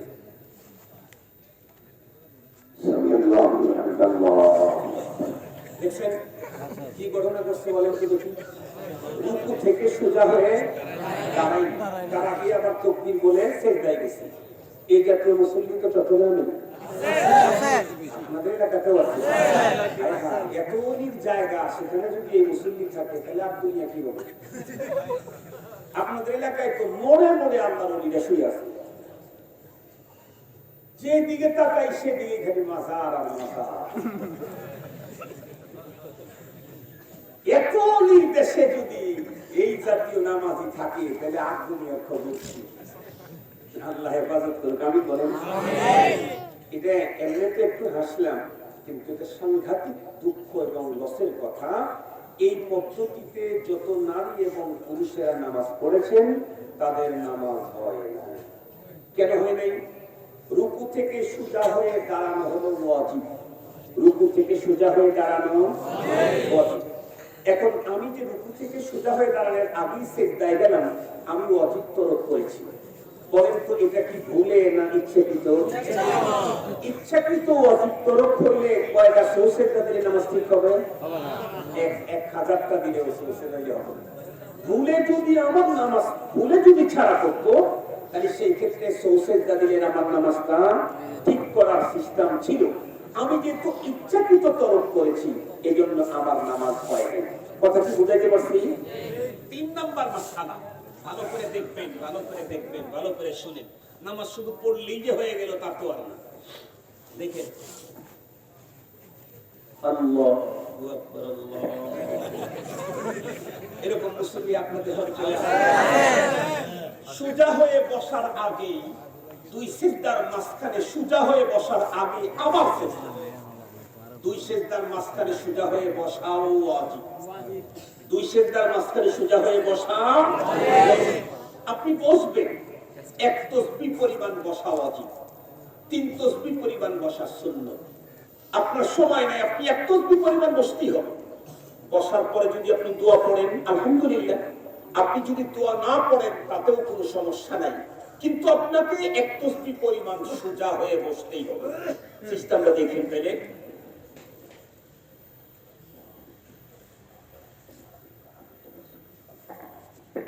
বুঝতে পারছি তো? মাশাআল্লাহ। রুকুর বিষয়টাও আপনাদেরকে দেখাই দিই। সহিটা রুকু করলাম, সামি আল্লাহ, ইনশাআল্লাহ সোজা হয়ে আমাকে দাঁড়াতেই হবে। দাঁড়ানোর পরে রব্বানা লাকাল হামদ, রব্বানা ওয়া লাকাল হামদ, আল্লাহুম্মা রব্বানা লাকাল হামদ, আল্লাহুম্মা রব্বানা ওয়া লাকাল হামদ, রব্বানা লাকাল হামদ হামদান কাসীরান তাইয়িবান মুবারাকান ফীহি। কয়টা বললাম? 5টা। কয়টা বলছি ভাই? 5টা। এই 5টার যে কোনো একটা আপনি করতে পারেন। রব্বানা লাকাল হামদ, রব্বানা ওয়া লাকাল হামদ, আল্লাহুম্মা রব্বানা লাকাল হামদ, আল্লাহুম্মা রব্বানা ওয়া লাকাল হামদ, রব্বানা লাকাল হামদ হামদান কাসীরান তাইয়িবান মুবারাকান ফীহি। এই 5টার যে কোনো একটা আপনি করতে পারেন। একটাও না করতে পারেন, আপনি একটাও করলেন, কিন্তু সামি আল্লাহু লিমান হামিদা, একটাও করিনি, তারপরে আমার নামাজ হবে। কেন? আমি সোজা হয়ে দাঁড়িয়েছিলাম, এই দাঁড়ানোটা হলো ওয়াজিব। মনে থাকবে কি? রব্বানা লাকাল হামদ, এটা পড়া তো নফল, এটা সুন্নাত, কিন্তু আমার সোজা হয়ে দাঁড়ানো এটা হলো ওয়াজিব। এজন্য আমি রব্বানা লাকাল হামদ পড়তেছি আর যাইতেছি, এটাতে হবে না, আমাকে অবশ্যই এক তাসবিহ পরিমাণ সময় দাঁড়িয়ে থাকতে হবে। মনে থাকবে তো ইনশাআল্লাহ? মনে থাকবে তো ইনশাআল্লাহ? এখন আপনারাই বলেন, আমরা যারা আল্লাহ পাক তার ঘরে আমাদেরকে যাওয়া আসার সুযোগ দান করেছেন, আমাদের জন্য নামাজের মাসআলা, ওযুর মাসআলাগুলো জানা খুব বেশি প্রয়োজন কিনা? বলে বলেন, খুব বেশি প্রয়োজন কিনা? এজন্য আপনাদের মসজিদে আপনারা ইমাম সাহেবদেরকে বলবেন 1 মিনিটের মাদ্রাসা তালিম করতে। কিতাবটার নাম 1 মিনিটের মাদ্রাসা। কিতাবটার নাম কি? 1 মিনিটের মাদ্রাসা। এই মাহফিল ইন্তেজামে যে যুবকরা আছে তাদেরকে আমি অবশ্যই বলবো, তোমরা তোমাদের মহল্লাতে 5টা মসজিদ যদি থেকে থাকে, 5টা 1 মিনিটের মাদ্রাসা কিনে হুজুরদেরকে বলবা যে সিরাজগঞ্জের আব্দুল বাসেত খান সাহেব হুজুর বলে গেছেন, ইমাম যে কোনো এক নামাজের পরে 3 থেকে 4 মিনিটের জন্য 1 মিনিটের মাদ্রাসার তালিম করবে। 1 মিনিটের মাদ্রাসার তালিম যদি প্রতিদিন করতে থাকে, নামাজের পরে মাত্র 3 থেকে 4 মিনিট, যে কোনো এক নামাজের পরে 3 থেকে 4 মিনিট, 1 বছর বা 2 বছর পর্যন্ত যদি কোনো মুসল্লি, 1 বছর পর্যন্ত কোনো মুসল্লি যদি এই কথাগুলো শোনে, তাহলে অবশ্যই এই মুসল্লির নামাজ ভিতরে তার মন ঢুকবে। কেন? আমরা যে সুবহানাকাল্লাহুম্মা ওয়া বিহামদিকা ওয়া তাবারাকা ইসমুকা ওয়া তাআলা জাদ্দুকা ওয়া লা ইলাহা গায়রুকা এটা পড়ি, কিন্তু এটা দিয়ে আল্লাহর সাথে আমি কি বললাম এটা বুঝি না, তাই না? 1 মিনিটের মাদ্রাসার মধ্যে সকল তাকবীরাত ইন্তেকালিয়া দোয়ার অর্থ আমাকে জানায় দেওয়া হবে। 51টা সুন্নাত আমাকে হাতে কলমে শিখিয়ে দেওয়ার মতো ওখানে শিখানো আছে। আমার সকল ফরজ এবং ওয়াজিব ওখানে শিখানো আছে। এরপরে একটা গুনাহে কবিরার কথা ওখানে আছে। এরপরে একটা সুন্নতের উপরে আমল করলে ভালো কাজের কি ফায়দা, এই কথাগুলি ওখানে আছে। 1 মিনিটের মাদ্রাসা, এই কিতাবটা আপনারা মসজিদে এটা তালিম শুরু করেন, ইনশাআল্লাহ মসজিদের মুসল্লিদের নামাজ উন্নত হয়ে যাবে। আল্লাহ পাক আমাদেরকে বুঝার তৌফিক দান করুন। এখন আরেকটা জিনিস দেখাইতে চাইছি, আপনারা দেখাবো না কি বলবেন? মাশাআল্লাহ, কারণ প্রতিদিন তো আমি আসতে পারবো যেমন, আর সবাই এই কাজ করবে, সব হুজুর এই কাজ করবে, কারণ চেয়ারের ভিতরে বসে অনেক সুন্দর সুর দিয়ে শর্ট দিয়ে বয়ান করে আপনাদের চোখ থেকে পানি বের করতে চলে যাবে, খালাস।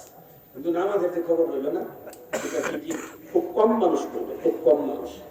এই জন্য মুহতারাম হাজির, যেহেতু আল্লাহ পাক সুযোগ করে দিয়েছেন আসি আপনাদের মাঝে, এই জন্য মাসলা কয়েকটা শরীর দাঁড়ানো অবস্থায় বেশ কিছু গুরুত্বপূর্ণ সুন্নত আছে।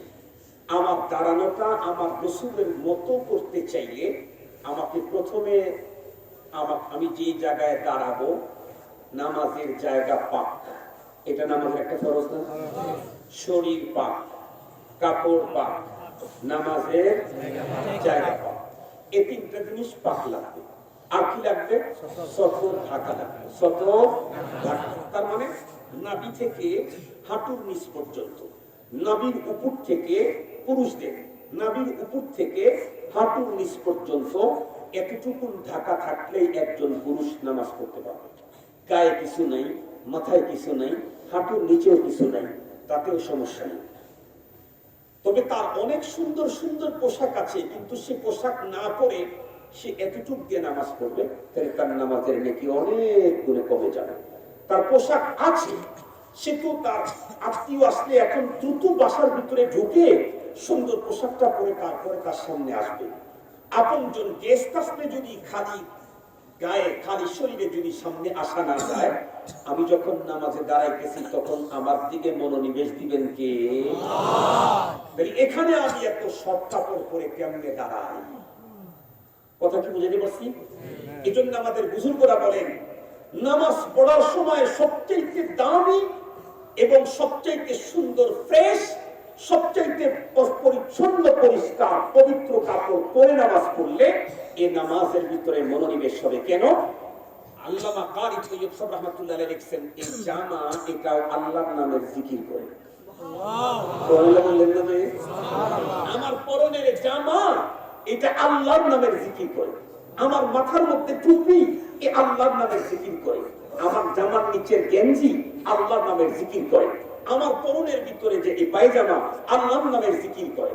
এই কাপড়গুলি জিকির করে কতক্ষণ? ময়লা লাগে না যতক্ষণ। যখন ময়লা ভরে যায় তখন কাপড়ের জিকির বন্ধ হয়ে যায়। এজন্য ময়লাওয়ালা কাপড় নিয়ে নামাজ পড়তে দেখবেন নামাজের ভিতরে কিন্তু তৃপ্তি আসে না। আপনারা একটু লক্ষ্য করে দেখবেন, লক্ষ্য করেন নাই তো তাই বুঝেননি। সেই সুন্দর জামা কাপড় দিয়ে আমরা নামাজ পড়বো ইনশাআল্লাহ। এখন তো এটা তো ফরজ গেল, আমার শরীর পাক, কাপড় পাক, সতর ঢাকা, নামাজের জায়গা পবিত্র হওয়া, এটা আমার ফরজ গেল। এখন আমি নবীজির মতো করে দাঁড়াতে চাই, তাহলে আমাকে সর্বপ্রথম সোজা হয়ে দাঁড়াতে হবে।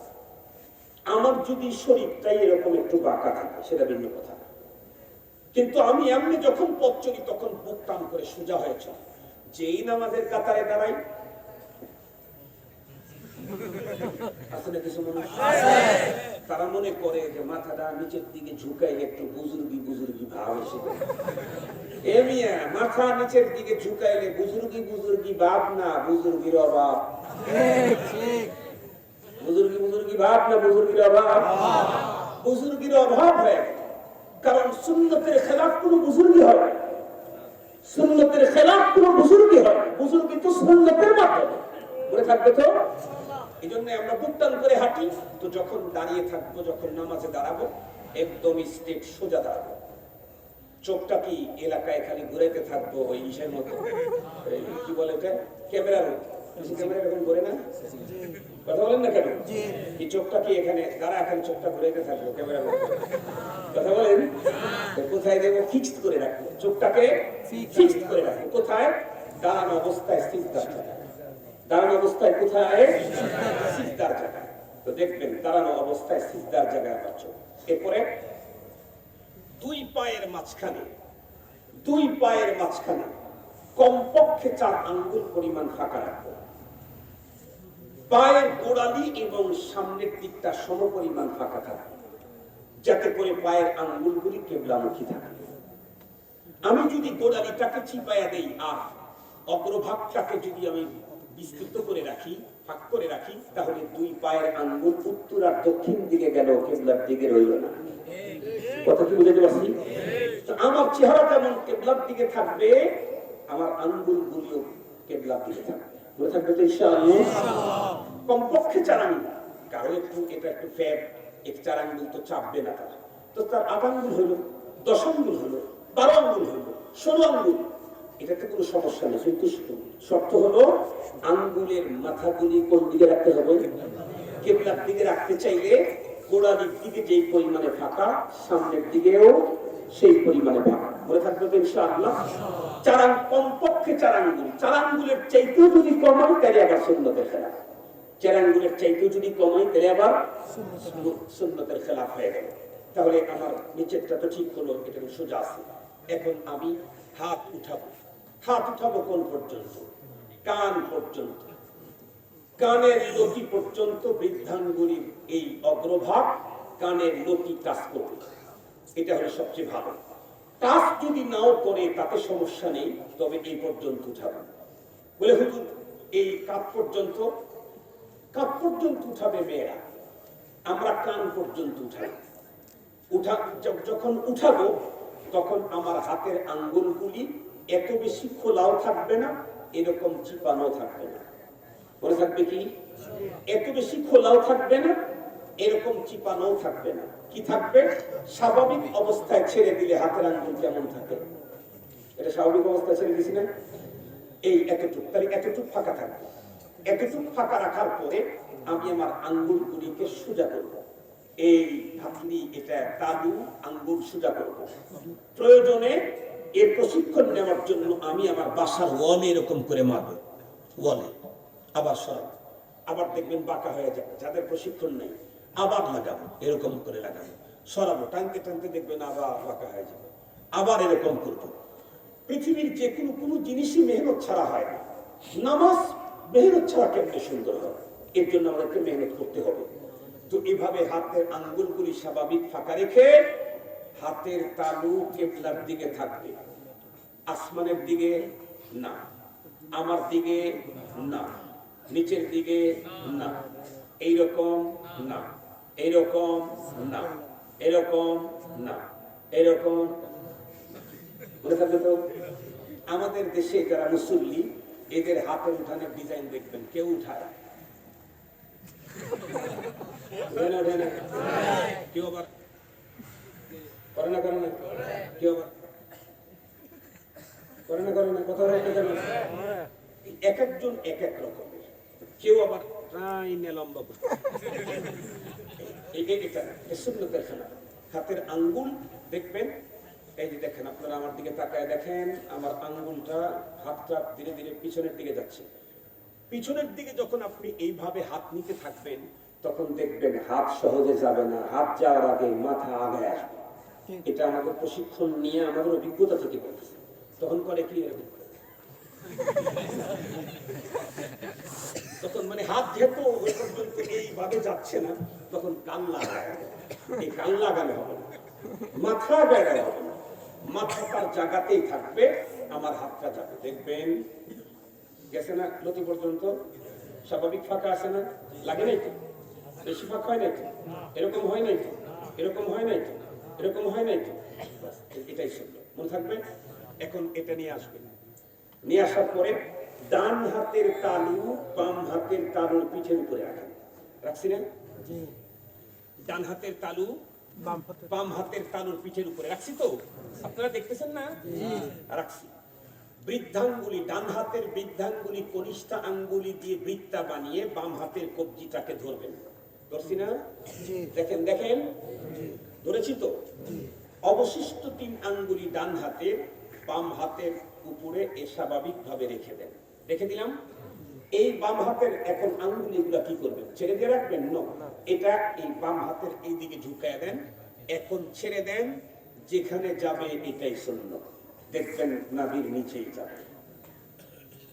সুন্নত তরিকায় যদি বাধা হয় দেখবেন নাভির নিচেই যাবে, এটাই হলো সুন্নত। মনে থাকবে কি? মনে থাকবে তো ইনশাআল্লাহ? মনে থাকবে তো ইনশাআল্লাহ? তো আমরা এখন সুন্নত তরিকায় এভাবে বাঁধলাম। আমি আমার ধারণা কিন্তু ওই অবস্থাতেই আছে। আল্লাহু আকবার, আল্লাহু আকবার, আল্লাহু আকবার শব্দটা কিন্তু শুদ্ধ করে উচ্চারণ করতে হবে। আল্লাহু আকবার বলো, আবার বলো আল্লাহু আকবার। সামিআ আল্লাহু লিমান হামিদা, সুবহান রাব্বিয়াল আযীম, সুবহান রাব্বিয়াল আ'লা। মনে থাকবে তো? এমন না যে খেলা, নামাজও পড়তে হবে, খেলতে হবে, এই জন্য আমাদের একবার পড়তে ওর 1.5-3 রাকাত শেষ, আমাদের হাত রাকাতি হয়নি। হুজুর সব বিষয়ে পারলেও না, আমাদের আমার সাথে পারে না, এরকম যেন না হয়। আমরা তো বেশি লম্বা ওয়াজ শুনতে চাই, নামাজকে শর্ট করতে চাই। এটা সাহাবীদের আখলাকের পরিপন্থী। সাহাবায়ে কেরাম লম্বা ওয়াজ শুনতেন ছোট, নামাজ পড়তেন লম্বা। আমরা হলো ওয়াজ শুনি লম্বা, নামাজ পড়ি ছোট। এজন্যই তো সাহাবীদের জীবনের সাথে আমাদের জীবনের কোনো মিল নেই। আমরা ইনশাআল্লাহ ধীর স্থিরে তাদিলে আরকানের সাথে আমরা নামাজ আদায় করব। এই নামাজ আমার জীবনের সবচেয়ে বড় পুঁজি। ঠিক বললাম না? ঠিক বললাম? আমার তো আর কোনো পুঁজি নাই, নামাজটাই পুঁজি। রেগুলার মালিকের সাথে আমার লেনদেন, তার সাথে আমার যে মানে সম্পর্ক ব্যবসায়ী, সেটা হলো নামাজের মাধ্যমে। এজন্য আমি ইনশাআল্লাহ আমি নিজে নামাজ পড়ব, জামাতের সাথে নামাজ পড়ার জন্য ইহতেমাম করব। আমার ফ্যামিলিতে নামাজ বাধ্যতামূলক ইনশাআল্লাহ কায়েম করব। রাজি আছি? রাজি আছি সবাই ইনশাআল্লাহ? আল্লাহ পাক আমাদের সকলকে কথাগুলা বুঝা আমল করার তৌফিক দান করুন। এই দান অবস্থায় যেগুলি বললাম না, এই রুকুর মধ্যে আবার অনেক নিয়ম আছে। রুকুর মধ্যে আমরা তো কেউ রুকু করি, ঠিক না? কেউ আবার এরকম রুকু দেখেন না আপনারা? কেউ আবার রুকু করে, এই যে হাত দেখেন এরকম আছে না? মানে কত রঙের যে রূপ, অথচ রাসূল কারীম সাল্লাল্লাহু আলাইহি ওয়াসাল্লাম বলছেন যে একটা রং আল্লাহর দরবারে কবুল, সেটা হলো আমার রঙের। নবীজির রঙের যে রূপ হবে, নবীজির ঢঙ্গের যে রূপ হবে, এই রং আর ঢঙ্গেরটাই আল্লাহর দরবারে কবুল, আর সবগুলা মর্দু। এজন্য আমাদের রুকু নবীজির রুকুর মতো বানাইতে হবে ইনশাআল্লাহ। রুকুটাও কি বলবো? এরপরেটা আবার বলতে চাইলে কিন্তু আমি আর বলবো না, শুধু রুকুটাই বলতেছি। আমরা তো তাকবীর দিয়ে রুকুতে যাব। এখন এই যে আমাদের দেশে যে তাকবীর গুলো আমরা আমাদের ভিতরে বলি, অধিকাংশ দেখি এরকম আল্লাহু আকবার, তার মানে সেজদায় গিয়া তারপরে গিয়া বলে আল্লাহু আকবার। সুন্নতের খেলাফ। এটা কি বলেন? সুন্নতের খেলাফ। আমার পরিবর্তন শুরু, তাকবীর বলা শুরু। দেখেন আল্লাহু আকবার, এটা হলো সুন্নত। আমার কিন্তু মানে অবস্থার পরিবর্তন শুরু, তাকবীর বলা শুরু। দেখেন এটা হলো সুন্নত। আমরা যদি এরকম বলি আছে না নাই? এরকম সামি আল্লাহু লিমান হামিদা আছে না নাই? খেলাফ সুন্নাহ। এটা হলো সুন্নাহ। এটার দ্বারা বরকত আসবে। আমি আগেই বলেছি, কাপড়ে চুমকি লাগাইলে, কারুকার্য করলে তার দাম বাড়ে। আমার আর ইবাদতের দাম বাড়াইতে চাইলে রাসূলের সুন্নতের চুমকি লাগাইতে হবে। মনে আছে ইনশাআল্লাহ? আল্লাহ পাক আমাদেরকে তৌফিক দান করুন। আমি এখন তো তাকবীর বলে যাচ্ছি, দেখো ভাই তোমরা, আল্লাহু আকবার, তাহলে তাকবীরও বলা শুরু, আমার অবস্থা পরিবর্তন করা শুরু। এখন আসো, এই পা থেকে শুরু করে নিয়ে কোমর পর্যন্ত সোজা থাকতে হবে। পা থেকে শুরু করে কোমর পর্যন্ত সোজা থাকবে। কোমর থেকে শুরু করে নিয়ে মাথা পর্যন্ত সোজা থাকবে। বুঝতে পারছি তো? কোমর থেকে শুরু করে নিয়ে মাথা পর্যন্ত সোজা থাকবে। পিঠ যেন কখনো উটের মতো না হয়, এরকম যেন না হয়, এরকম যেন না হয়। আমি দেখাচ্ছি পরে। এরপরে আমার হাত যেটা, হাঁটুতে যেটা ধরবো, তখন আমার আঙ্গুলগুলি এভাবে খোলা থাকবে। এইভাবে আমার হাঁটুটাকে মজবুত করে ধরবো। এই যে এই দেখেন, দেখছেন তো? এইভাবে ধরতে হবে। দেখেছেন? জি। এইভাবে, এরকম না, এরকম করে রেখে দেয় তো, পিছলা কাপড় বসছে এখানে খুলে, এইটা না, মজবুত করে ধরতে হবে। হাঁটুকে এভাবে মজবুত করে ধরতে হবে। ছোট ভাইদের ইনশাআল্লাহ। এটা সোজা। এই যেরকম করলে, এরকম করলে, যেটা বলো ভাই, এরকম করলে এটা সোজা। এখান থেকে এটা সোজা, এখান থেকে এ পর্যন্ত সোজা, এটা সোজা। ঠিক আছে? এই এরকম করে যদি লাগাই তাও হবে না।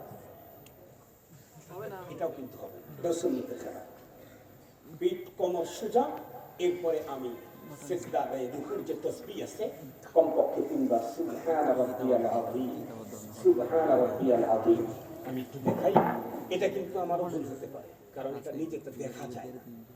আমার কোমরটা, আমার কোমর, পিঠ এবং মাথা লেভেল আছে কিনা এটা কিন্তু আমি বুঝবো না, এটা যারা আপনারা বাইরে আছেন তারা বুঝবেন। আর এটাকে লেভেল করতে চাইলে আমার শরীরের ঝুঁকিটা একটু সামনের দিকে রাখতে হবে। কথা কি বুঝাতে পারছি? শরীরের ঝুঁকিটা সামনের দিকে রাখলে এটা সোজা, এভাবে ধরা, এটাও সোজা হবে, এখান থেকে এখানে সোজা হবে, এখান থেকে এখানে সোজা হবে, মনে থাকবে তো? আর আমার নজর থাকবে তখন, কথা বলেন, কথা বলেন, জোরে বলেন, হ্যাঁ, পায়ের বৃদ্ধাঙ্গুলির দিকে আমার নজর থাকবে। দেখেন আল্লাহ,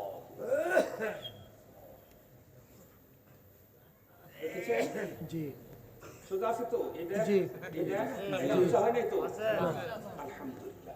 কোমর, পিঠ, মাথা লেভেল, কোমর, পা লেভেল, হাত একদম লেভেল, এরপরে চোখ বৃদ্ধাঙ্গুলির দিকে সুবহানা রাব্বিয়াল আযীম, সুবহানা রাব্বিয়াল আযীম, সুবহানা রাব্বিয়াল আযীম। আঙ্গুলগুলি প্রশস্ত করে দুই পায়ের হাঁটু ধরতে হবে, মনে থাকবে তো? একটা সময় চিপায় রাখতে হয়, আর একটা সময় প্রশস্ত করতে হয়, আর সব সময় স্বাভাবিক থাকে। একদম ফাঁকা রেখে প্রশস্ত করে ধরতে হয়, সেটা হলো রুকুতে হাঁটু। আর আঙ্গুলগুলো চিপায় রাখতে হয়, সেটা হলো সেজদাতে। সেজদাতে আঙ্গুলগুলি কি থাকবে? এই এরকম একটা সাথে আর একটা লাগানো থাকবে, মনে থাকবে তো ইনশাআল্লাহ? এই তাহলে সিজদার ভিতরে আঙ্গুলগুলি লাগানো থাকবে, রুকুর ভিতরে আঙ্গুলগুলি অধিক ছড়ানো থাকবে। এছাড়া আর টোটাল নামাজের ভিতরে আঙ্গুল স্বাভাবিক থাকবে, মনে থাকবে তো ইনশাআল্লাহ? আলহামদুলিল্লাহ, আমার ব্যবসা আজকে খুব ভালো হলো। আলহামদুলিল্লাহ, আমার ব্যবসা আজকে খুব ভালো হলো। কেন? একটা করে মাসআলা যদি কেউ শিখে, কাউকে শিখায়, ওটার উপরে আমল না করলেও আল্লাহ পাক 100 রাকাত মকবুল নফল নামাজের নেকি দান করে। সুবহানাল্লাহ। আমি আপনাদেরকে অনেক বলছি, একটু নিচে নিচে নিচে ভাইয়া, বসে নামাজ পড়বে। যারা দাঁড়াতে পারে না বসে, যারা দাঁড়াতে পারে না তারা বসে নামাজ পড়বে। তবে এই নামাজ পড়ার আগে নিজের অবস্থা বিজ্ঞ মুফতির কাছে জানায়া তার কাছ থেকে ফতোয়া নিয়ে এসে পড়বে। মনে থাকবে, নিজে নিজে বসে পড়বে না। সারা দুনিয়া বাইশ মারে ঘুরে, কিছুই না, মসজিদে আসলে এখন সিয়াল লাগে। এই জন্যে আমি মনে চাইলাম আর আমি বসে পড়লাম, এটা হবে না। এটা বিজ্ঞ দক্ষ এক্সপার্ট মুফতির কাছ থেকে আমার অবস্থা জানায় যে আমার এই সমস্যা, আমি এখন নামাজ কিভাবে পড়ব। উনি যদি বলে যে আপনি বসে পড়বেন, তখন আপনি বসে পড়বেন। কথা কি বুঝাইতে পারছি? উনি যদি বলে যে না আপনি বসে পড়লে হবে না, তাই কিন্তু আপনি বসে পড়লে হবে না। কারণ নামাজ, ফরজ নামাজে দাঁড়ানো ফরজ, ফরজ নামাজে দাঁড়ায় পড়া ফরজ। ফরজ তরক হইলে কয়টা সৌসিদা দিলে জানি নামাজ ঠিক হয়ে যায়? আলহামদুলিল্লাহ, 1000টা দিলেও হবে না। মাস্টার তো মনে আছে? আলহামদুলিল্লাহ, খুব ভালো লাগতেছে আমার ছোট ভাইদেরকে, খুব ভালো লাগতেছে। আলহামদুলিল্লাহ, আলহামদুলিল্লাহ। তো বলতেছি আমার ব্যবসা আজকে খুব ভালো। এখন কথা হলো, যারা বসে পড়বেন, বসে যে পড়বেন, কিসে বসে পড়বেন? আসল বসে পড়ার নিয়ম হলো মাটিতে। চেয়ারের একটু নতুন আবিষ্কার, নতুন পদ্ধতি, তাই না? চেয়ারে দিতে এটা তো নতুন আবিষ্কার, নতুন পদ্ধতি।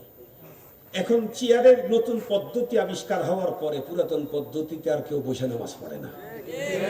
ঠিক বললাম না? ঠিক বললাম? পুরাতন পদ্ধতিতে বসে নামাজ আর কেউ পড়ে না। যেই পদ্ধতিতে নবীজি বসছেন, সাহাবায়ে কেরাম বসে পড়েছেন, সেই পদ্ধতিতে বসে পড়ার লোক এখন বাংলাদেশে পাওয়া যায় না। এখন সব ভিআইপি বসে পড়া, বুঝলেন? জমিনে বসলে তো নর্মাল হয়ে গেল, চেয়ারে বসলে ভিআইপি বসে পড়া, সব ভিআইপি। খালি নামাজটার অবস্থা খারাপ। আমরা মুসল্লি ভিআইপি, কিন্তু নামাজের অবস্থা বড় জটিল। কথা কি বুঝতে পারছি আপনাদেরকে?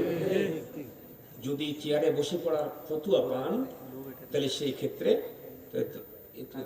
সূরা ফাতিহা পড়লেন, কি করলেন, রুকুর সময় এখানে হাত দিবেন, একটু ঝুঁকবেন, রুকুর তসবিহ পড়বেন, সোজা হবে, আবার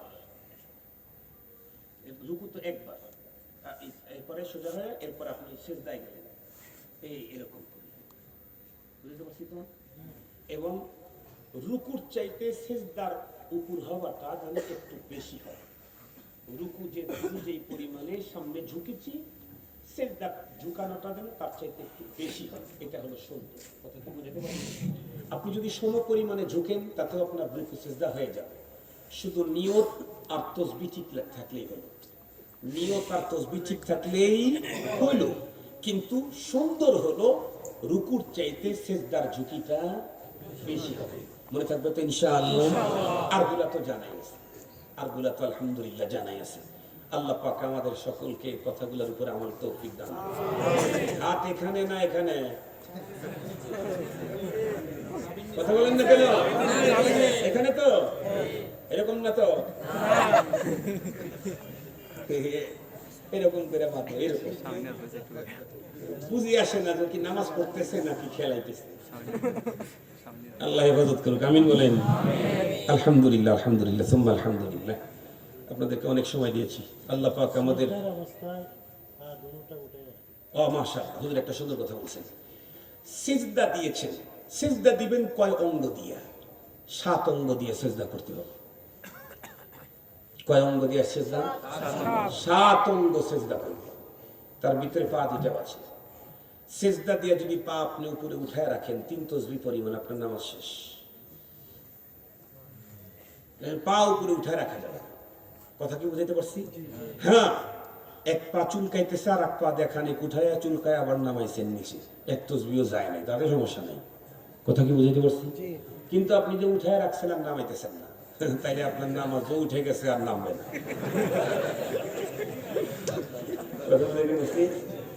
আর একটা মাসআলা হুজুর যেহেতু বলছেন, ওটার সাথে আমার আর একটা মনে আসছে। সিজদার সময় নাকও জমিনের সাথে লাগবে, কপালও লাগবে, তাই না?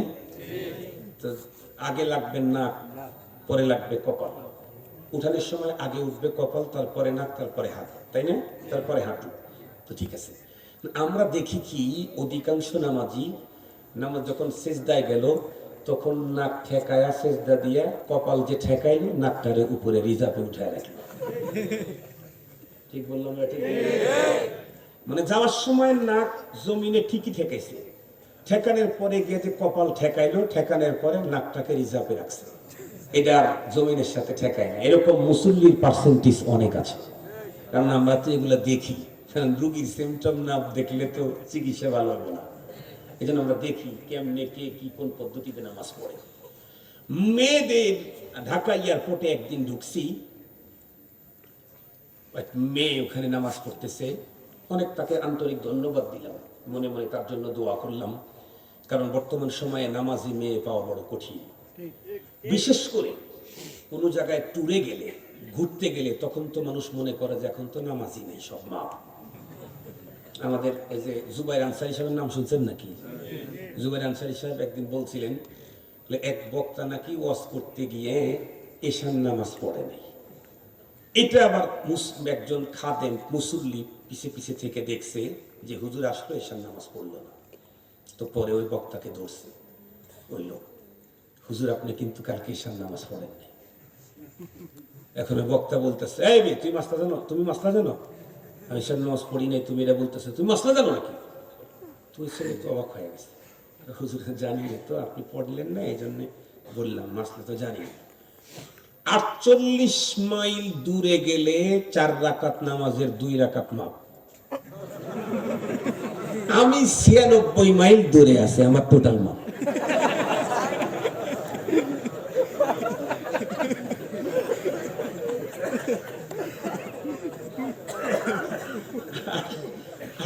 মাইল দূরে গেলে কয় রাকাত মাপ? 4 রাকাতের 2 রাকাত থাকে না। আমি তো 96 কিলোমিটার দূরে আছি। এই মাসলা জানোস? যাই দেখ। আল্লাহ আল্লাহ হেফাজত করুক আমাদের, আল্লাহ আমাদেরকে হেফাজত করুক। আল্লাহ তোমার মেহেরবানি। আমার জীবন সুন্দর করতে চাইলে আল্লাহর সাথে খাতির লাগানোর বিকল্প নাই, কি বলেন? এই অঞ্চলে উন্নয়ন করতে চাইলে ডক্টর হাসান মাহমুদ সাহেবের সাথে খাতির লাগানোর বিকল্প নেই। কি বলেন? এখন আবার দল পরিবর্তন হলে যে ক্ষমতায় আসবে তাদের সাথে খাতির লাগানোর বিকল্প নেই। দুনিয়াতে যারা পাওয়ারে থাকে তাদের সাথে খাতির লাগানোর বিকল্প নাই। আর যিনি সব সময় পাওয়ারে থাকে তার সাথে খাতির লাগান ছাড়া কেমনি হয়? কি বলেন? তিনি সব সময় পাওয়ারে থাকেন, তার সাথে খাতির লাগান লাগবে। কে কে রাজি আছেন দেখে হাত তোলেন। আল্লাহ আমাদেরকে তোমার সাথে খাতির লাগানোর তৌফিক দান করো। আল্লাহ তোমার রসুলের সাহাবীদের তোমার সাথে যেমন খাতির ছিল ওই জাতীয় খাতির আমাদের সাথে করো আল্লাহ। আমাদেরকে করার তৌফিক দান। ওয়া আখিরু দাওয়ানা আলহামদুলিল্লাহ।